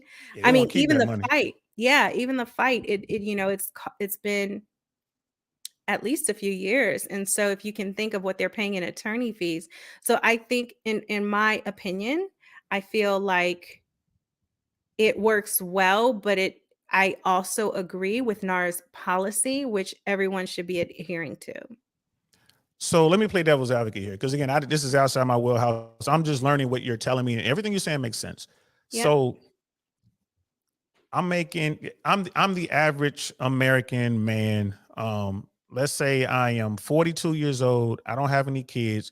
I'm a manager at the Walmart or Target or something like that. Or I have my own business, right? And I'm earning about $45,000 a year. Yeah. My debt to income ratio is perfect. My credit score is 750. I'm looking to buy a house. Yes. For what you're saying, if this thing goes through, I'm gonna have to come to and Yeah. I'm gonna have to cough up maybe $1,000, maybe Two, $2,000, depending if on I'm a what if type I'm of a h yeah, if home. I'm a top producer, that's gonna go up, right? As I become more experienced, as I have more, deals under my belt, yesterday's price is not today's price. So yeah. So here's my $2,000 retainer. Mhm. And oh no, okay. Here's my $5,000 retainer. We're gonna Mhm. work with 60 days. I don't find a home in 60 days, and you give me $3,000 back, or something like that. How is that? It would be. I guess it would be stated. Yeah, that I'm not sure about. Again, that's not how it works currently. And we're And speculating here. Like that's yeah, something that it's could all possibly speculation. happen. Yeah, yeah. But my fear is upfront cost to buyers, because there are people like I'm out here like on the spot, on the spot. There are people now in our culture, in our community, don't feel incentivized to do this. They don't even feel like it's important, So that troubles me. That's crazy because so it will definitely it could possibly turn the game upside down. Now they continued on with breaking points, and they were talking about how this is pretty much within the Midwest. So we're not, like it was I think the It ruling was was 1.8 Missouri. billion or something like that Yeah, from the association. from the associate, but this thing could expand and roll out. So if you're looking Mhm. at, San Francisco, San Diego, LA, New York, DC, now that's huge money. So In my opinion, yeah, it's gonna hurt consumers, in my opinion. is it a chance that this will obliterate your association? NAR, I don't believe so, but again, NAR is appealing. So it's not close to over. Okay. And we're not gonna, because they go into the business, and like those fees, they're somewhere in the $100 million range or something like that. I'm sorry, $100 billion range. Like it's a lot of money when you start factoring in the entire country. And they were saying this is why this is such a big fight, and this is why this could be a huge problem moving forward. But they didn't touch on what you touched on. It fundamentally changed the way people buy houses in America, and Mhm. the barrier to entry for the lower Yes. tier. Yes. That you think that $1,000 or $5,000, well, they wouldn't be spending $5,000, but that $1,000 retainer will be enough. I guess it Yes. would be to get them to say, I don't Yes. want to deal with it. Yes. I'm telling you. telling people like on the spot, and things are how they are now, where there's no upfront money that you have to pay to a realtor. And yes, it's a barrier, and it's going to be a barrier to entry for new realtors trying to come into the business, because Because most realtors start on the buy side. I see. So yeah, that's no bueno in my Yeah, so it's opinion. like I gotta pay you as a new Yeah. realtor to go out here and make mistakes, like because they can make mistakes. Yeah, well, it would be more difficult to procure clients, and we still have a gap as far as realtors of color. Mm, That's huge. So yeah, yeah. yeah, something to think about. That's a lot to think about. Appreciate that, sis, because you really put me on the game. And I mean, I'm not going to continue on with the breaking points. If you guys want to watch the rest of that segment, it is already in the description. So you guys will be able to just click on that link and check it out. But all this is going on. Like we got this possible correction. We got this thing with the realtors. We got this thing with commercial real estate. We got this thing with two wars, the Middle East and in Europe, in Russia. There's Mm. a lot. We got this thing with a former president who's definitely going to get convicted. You think And so? what? There's no way You around it. I think mean, so? listen, But I then thought convicted, and then what? that's the thing. Like, what's gonna happen? How do you incarcerate such a person? Are they going to put him in a I don't institution? even know. It's never happened, right? No, it's never Historically. happened. This is not on the books. They don't. So Crazy. we look at we're talking about Donald Trump, guys. Like we're and here's the thing. I'm not getting into the politics of it. I'm looking at Donald Trump like he's from the block, right? I'm looking at him like I done seen some of my plugs, some of my homeboys go down. This is how they coming after him. And over 90 indictments, two state cases and 2 federal cases. All right. So when this first came out, I'm like, you know what? I'm not worried about the state cases. State cases are Mhm. always it's a Yeah. Mickey Mouse show, Yeah. and it's just crazy. They were prepared. The state cases look tough. When But Georgia the came state with cases where they, oh, it was Georgia. Georgia came with the RICO.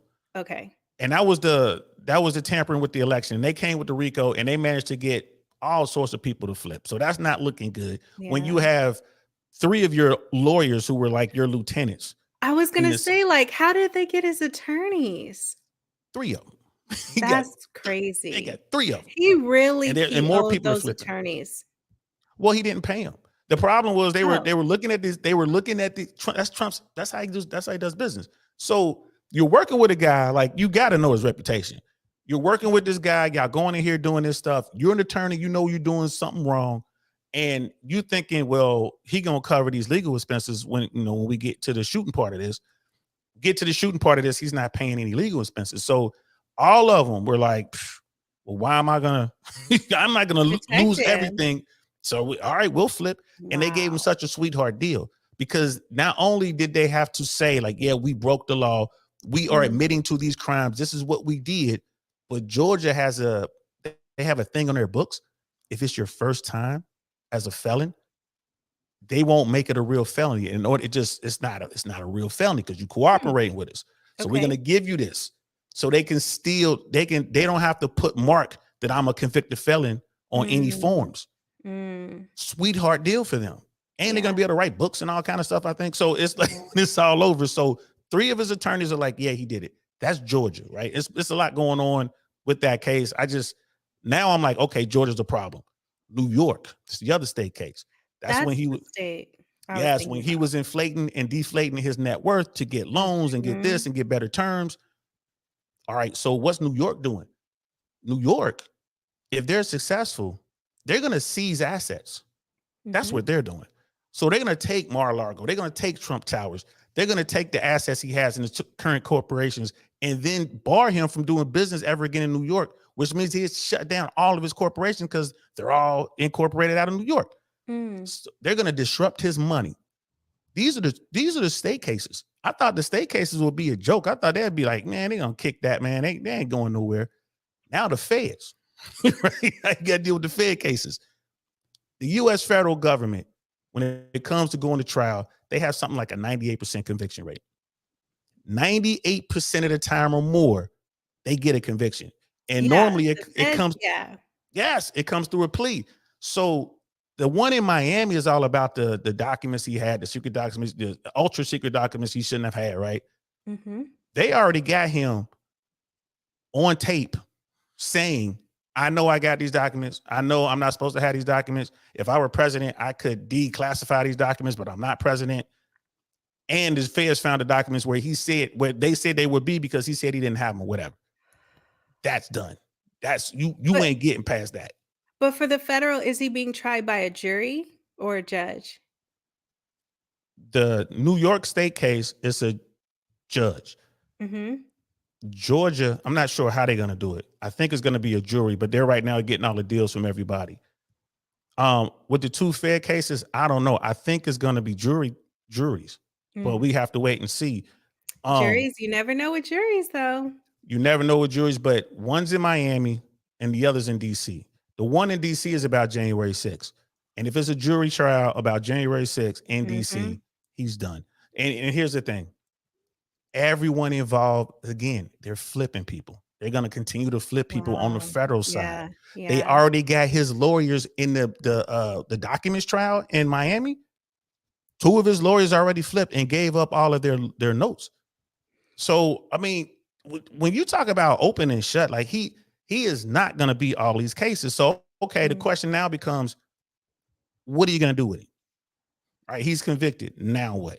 I think it's a big play so they can get him off of the ballots because they don't want him to run. I think there might be some sort of play in that.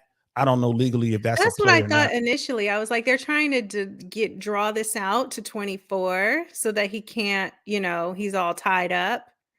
But Now, Georgia went for the jugular and so did New York. So what the state is trying to do is get him convicted just outright because the states know it takes forever to get to trial in a state case. And they're like, boom, hyper speed right to the They trial. were I'm like, ready. yo, Yeah. oh my God, they were ready. So again, he can't beat the cases that most people thought he could easily beat, being the state stuff.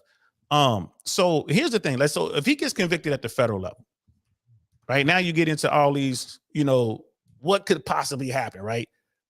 If you get convicted at the federal level, a president can pardon you. Mm-hmm. They can pardon you. So I was just thinking, he'll get convicted at the federal level. Joe Biden will pardon him, and that'll be that. You know what I mean? He won't be able to run or whatever. That'll be that. But at the state level, only a governor can pardon you. They hate him in New York, so that whatever governor in New York is never going to pardon him. And Georgia, same thing. They have rules in Georgia. It's really hard for a governor to pardon someone in Georgia for certain crimes. So this dude really put himself in a world of hurt. I don't know how it's going to play out.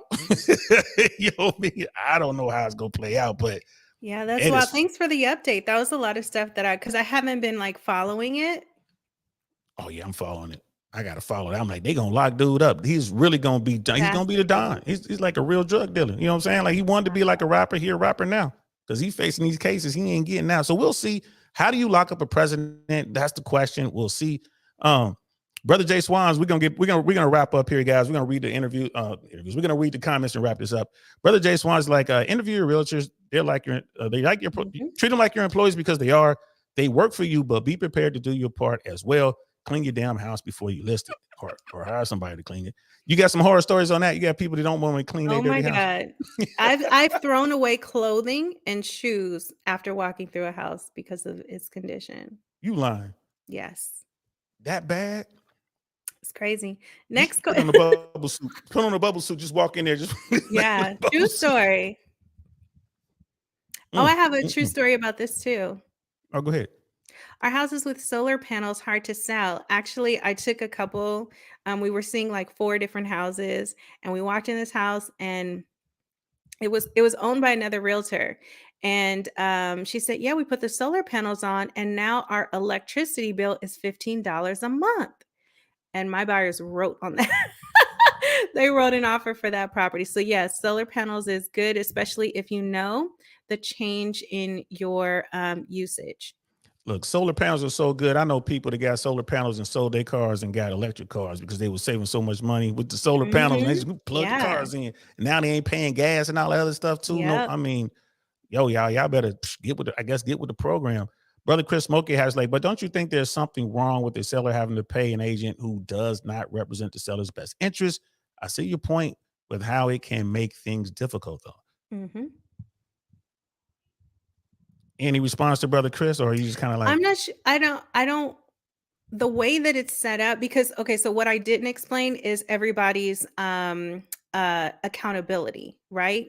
So as it's a shared commission. It's not it's different than payment. It's a shared commission once the complete deal is done. So no, I don't quite see it as you represent the other side, because the buyer and seller have come to a mutual agreement, right? So it's a deal where there's mutual benefit, right? So you're getting something of value, I'm getting something of value, buyers and sellers are. So no, I don't see it as weird, especially given our level of accountability legally to our own clients. If those things weren't in place, then I would have an issue.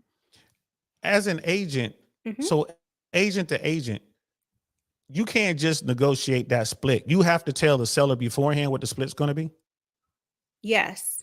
But if it change, it can change though. So for example, my brokerage had a listing and our seller wanted to pay a lower commission, and we found a great buyer who loved the house, but their agent said, can we negotiate, up on the commission split? So we took it to the seller, but the seller has to agree and they have to be aware. They got to sign off on it. Okay. So there's nothing done in the dark. There's nothing. No, that's absolutely illegal. And there's a high level of accountability in our profession, a very high level. Okay, that's cool. And I'm pretty sure there are outliers. There are people out there who are bad at it, but you just got to find the right ones. Like Jay Swan says, you're hired. They work for you. So you got to pick the right employee. That makes sense to me. And Jay Swan says, buy or sell a house without a realtor if you want to. It's way more than folks think. You know what I mean? I ain't like buying a car, kids, LOL. It's it ain't like buying a car. Yes, deals. there are That's what several he's trying to say. intricacies. Yes, you want to have representation. That's what's up. Miss AKA lady is saying the rate today was 8.24% Yeah, it on went a back up to 30-year fix. 8 after being down last week in the sevens. And here's the But thing. the Go ahead. 15-year fix is still in the sevens. 15. Oh. And I was talking to Jay Swans about this too. Like, it's like, bro, when I get to the point where I really like, this is where I want to be, I know that I'm leaving in 4.5 years. Let's call it 5 years. I know Mhm. I'm gone. Mhm. So what I constantly weigh every day is, do I overspend in my neighborhood because Mm. here's the thing, I know I'm leaving, but this is one of the best school districts in the city. Mhm. It's a great part of town. Do I do that? Or do I not do that? Just wait. And I'm not really afraid of the interest rate.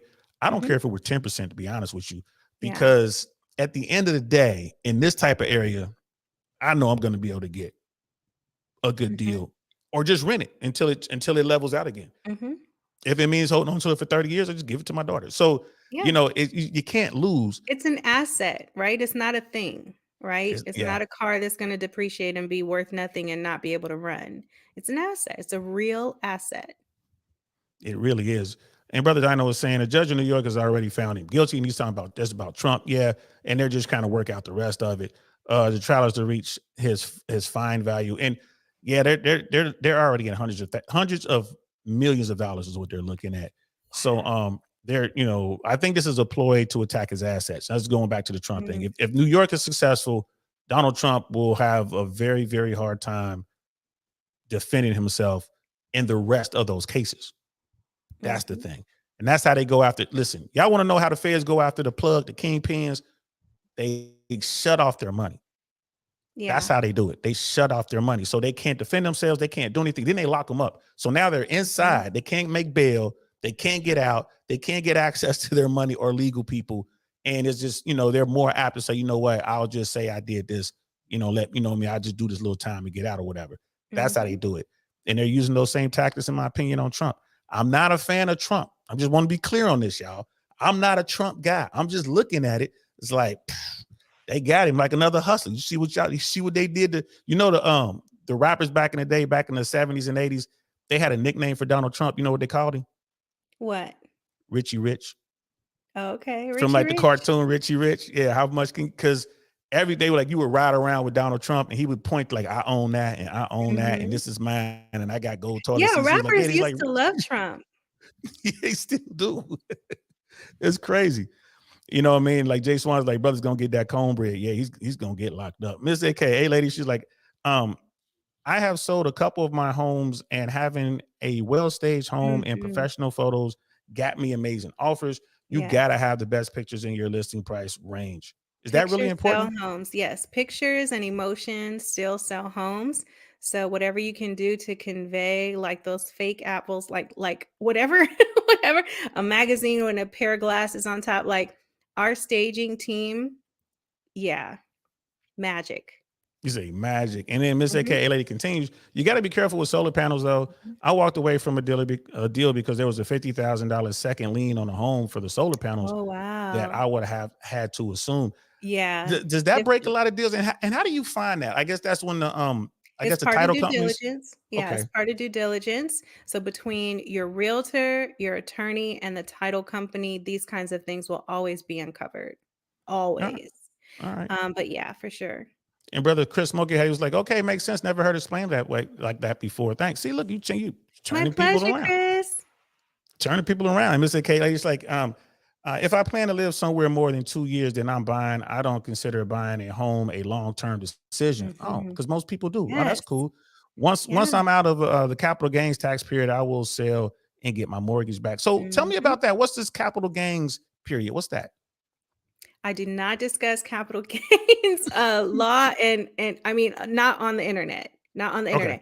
internet. But there are laws for capital gains. So if you sell an asset and make a profit, then for in most cases that profit is taxed. Oh, and there's just some sort of time limit on. Okay, that makes sense. So if you do, okay, I guess it's kind of like some of those loans where you have to live in the property, and some people be like, "I live there." It's like, no, you have to live in the property in order to get this loan. Is it against the law?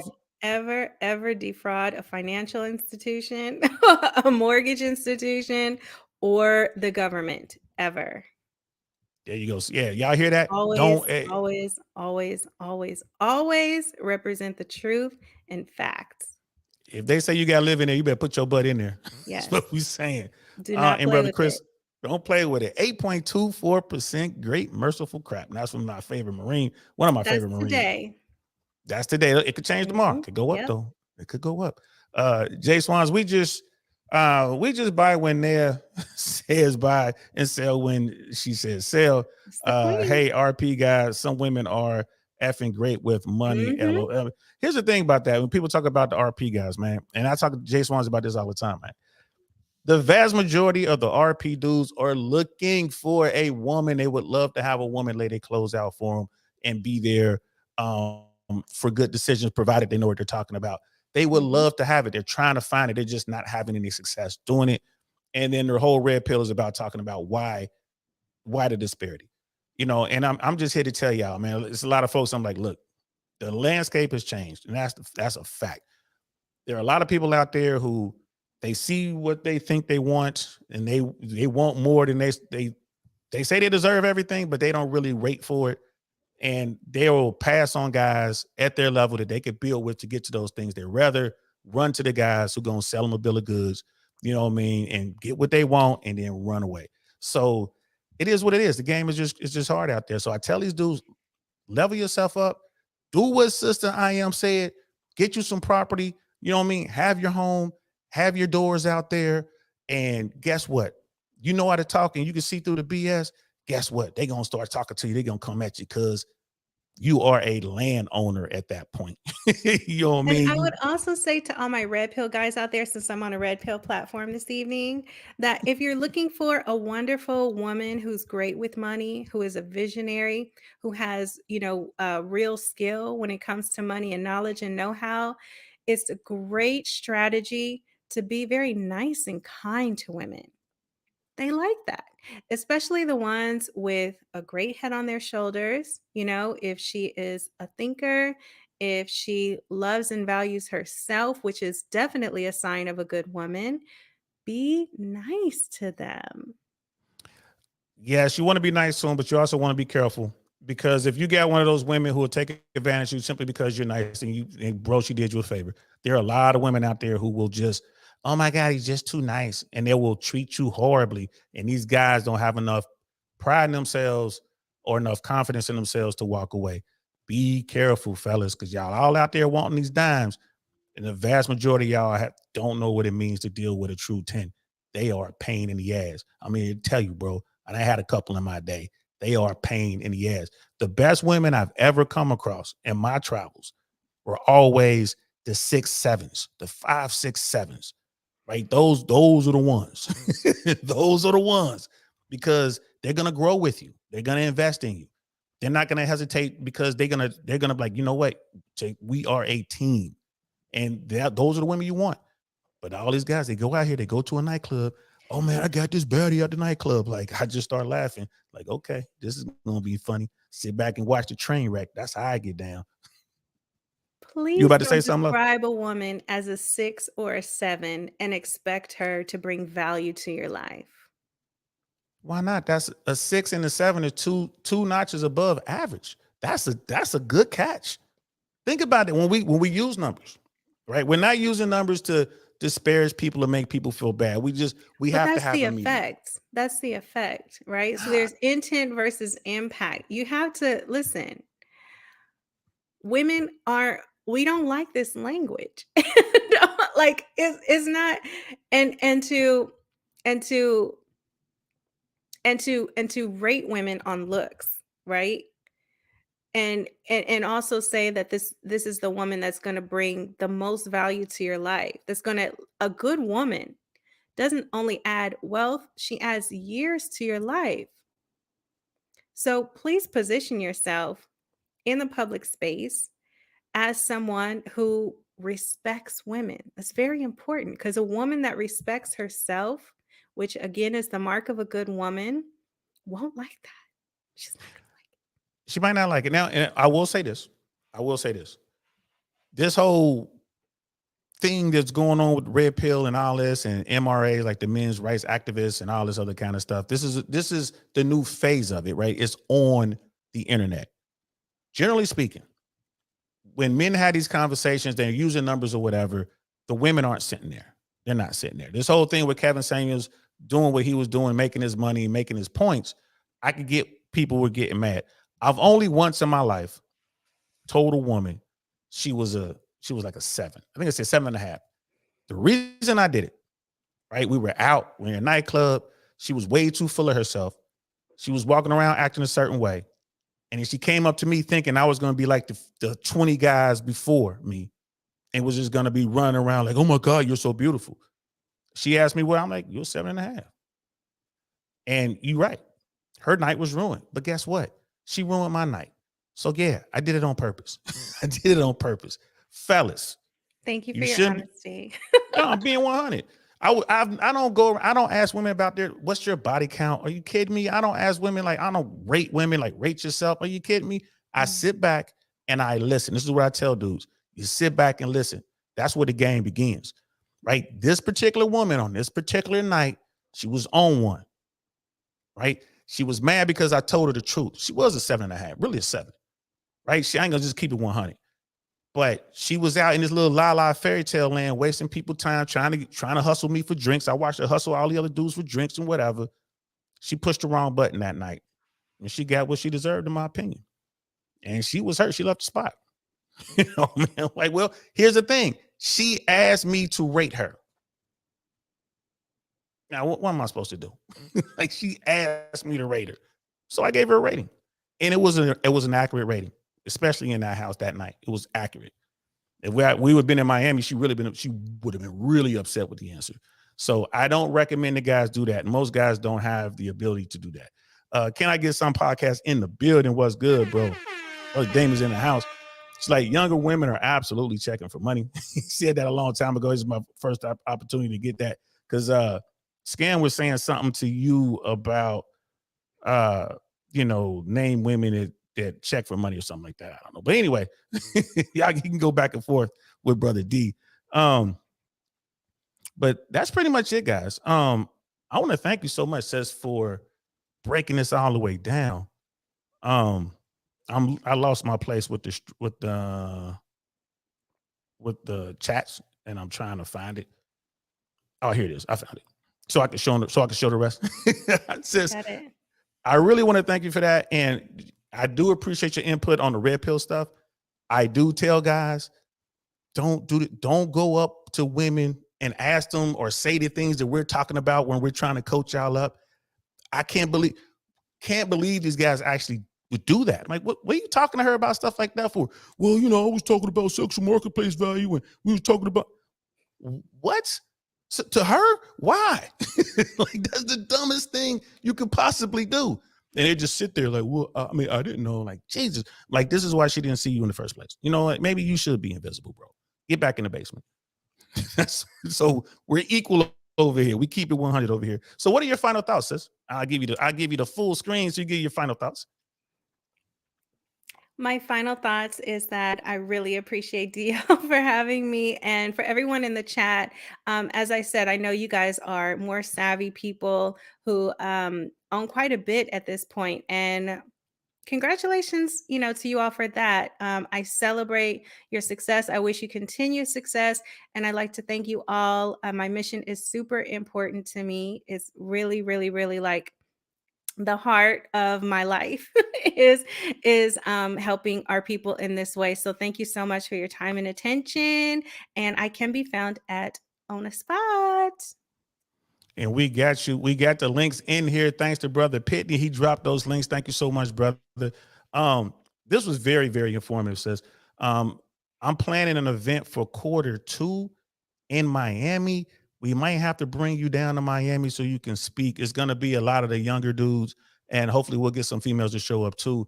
And we want to talk about real estate.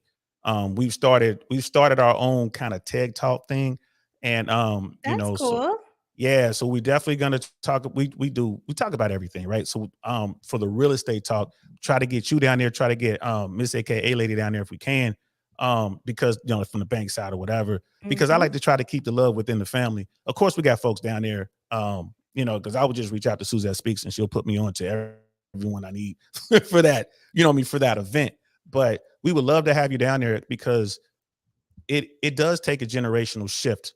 We do need to begin to change our community because think about after slavery and during Jim Crow, Black folks own property. Mhm. Black folks saved their money. Black folks were married in the house with kids, right? So look where we are now. We're so far removed from that. I think we can get back. Mhm. It's going to take some time, but it starts here and it starts with people like you. Thank you so much just for being here. Appreciate you. Thank you, DL. I appreciate you. So I'm gonna drop you down, but don't go nowhere. Just give me 1 second. I'm gonna close out and I'm gonna catch up with you. All right, bye guys. And that was fire, guys. We got Sister I Am in the house. Yeah. And I just wanted to show all of the stuff. I'm gonna finish up with the chats. If a man says sexual marketplace or RP, then he's immediately over for him. Yeah, we've had that talk in real life. We've had that talk now. And this is something I teach the guys. I'm like, listen, bro, like what we're doing is training you for what's going on. We're getting you ready for the trenches. Don't go out there talking about this stuff. It's like American soldiers who go out to fight. Like we don't go and tell the enemy what we were trained up on. But again, you got to teach these dudes. You got to teach these dudes what's up, man. Brother Penny, the first rule of using red pill with women, never talk about red pill with women facts. You would think that would go unsaid, but a lot of these guys just don't know, man. You know what I mean? And it is what it is. So I would definitely ride out to Miami, definitely announce it. Absolutely, I'll let you know, sis. Because like I said, we're looking at probably quarter 2, quarter 3. We want to do something down there. It's going to be a comedy show on one night, and then we're going to have the like the TED Talk kind of thing going on as well. We're going to have a good time. And so yeah, I appreciate the love, man. This was a great show, one of my favorites. Thank you so much. Brothers Chris Smokey Hat, appreciate the love, bro. Appreciate the super sticker. And again, happy belated birthday, Marine. Shout out to all my devil dogs out there. Hope you guys had a good time. I know I did. Again, shout out to Sister I Am, the single one on the spot live. Please go over there, like, subscribe, and follow her message. Tell these young people they need to be saving their money and buying a property. These kids should have a property before they're 25 years old. If you can make that happen, that would be amazing. So that's all we got for y'all tonight. I'll be back tomorrow. Don't know what I'm going to talk about, but I'm sure it's going to be fun. Till then, y'all take care. I'm DL Saint. This is I Really Want to Know podcast. Peace. Nothing like I've ever seen. It's just a thing of beauty.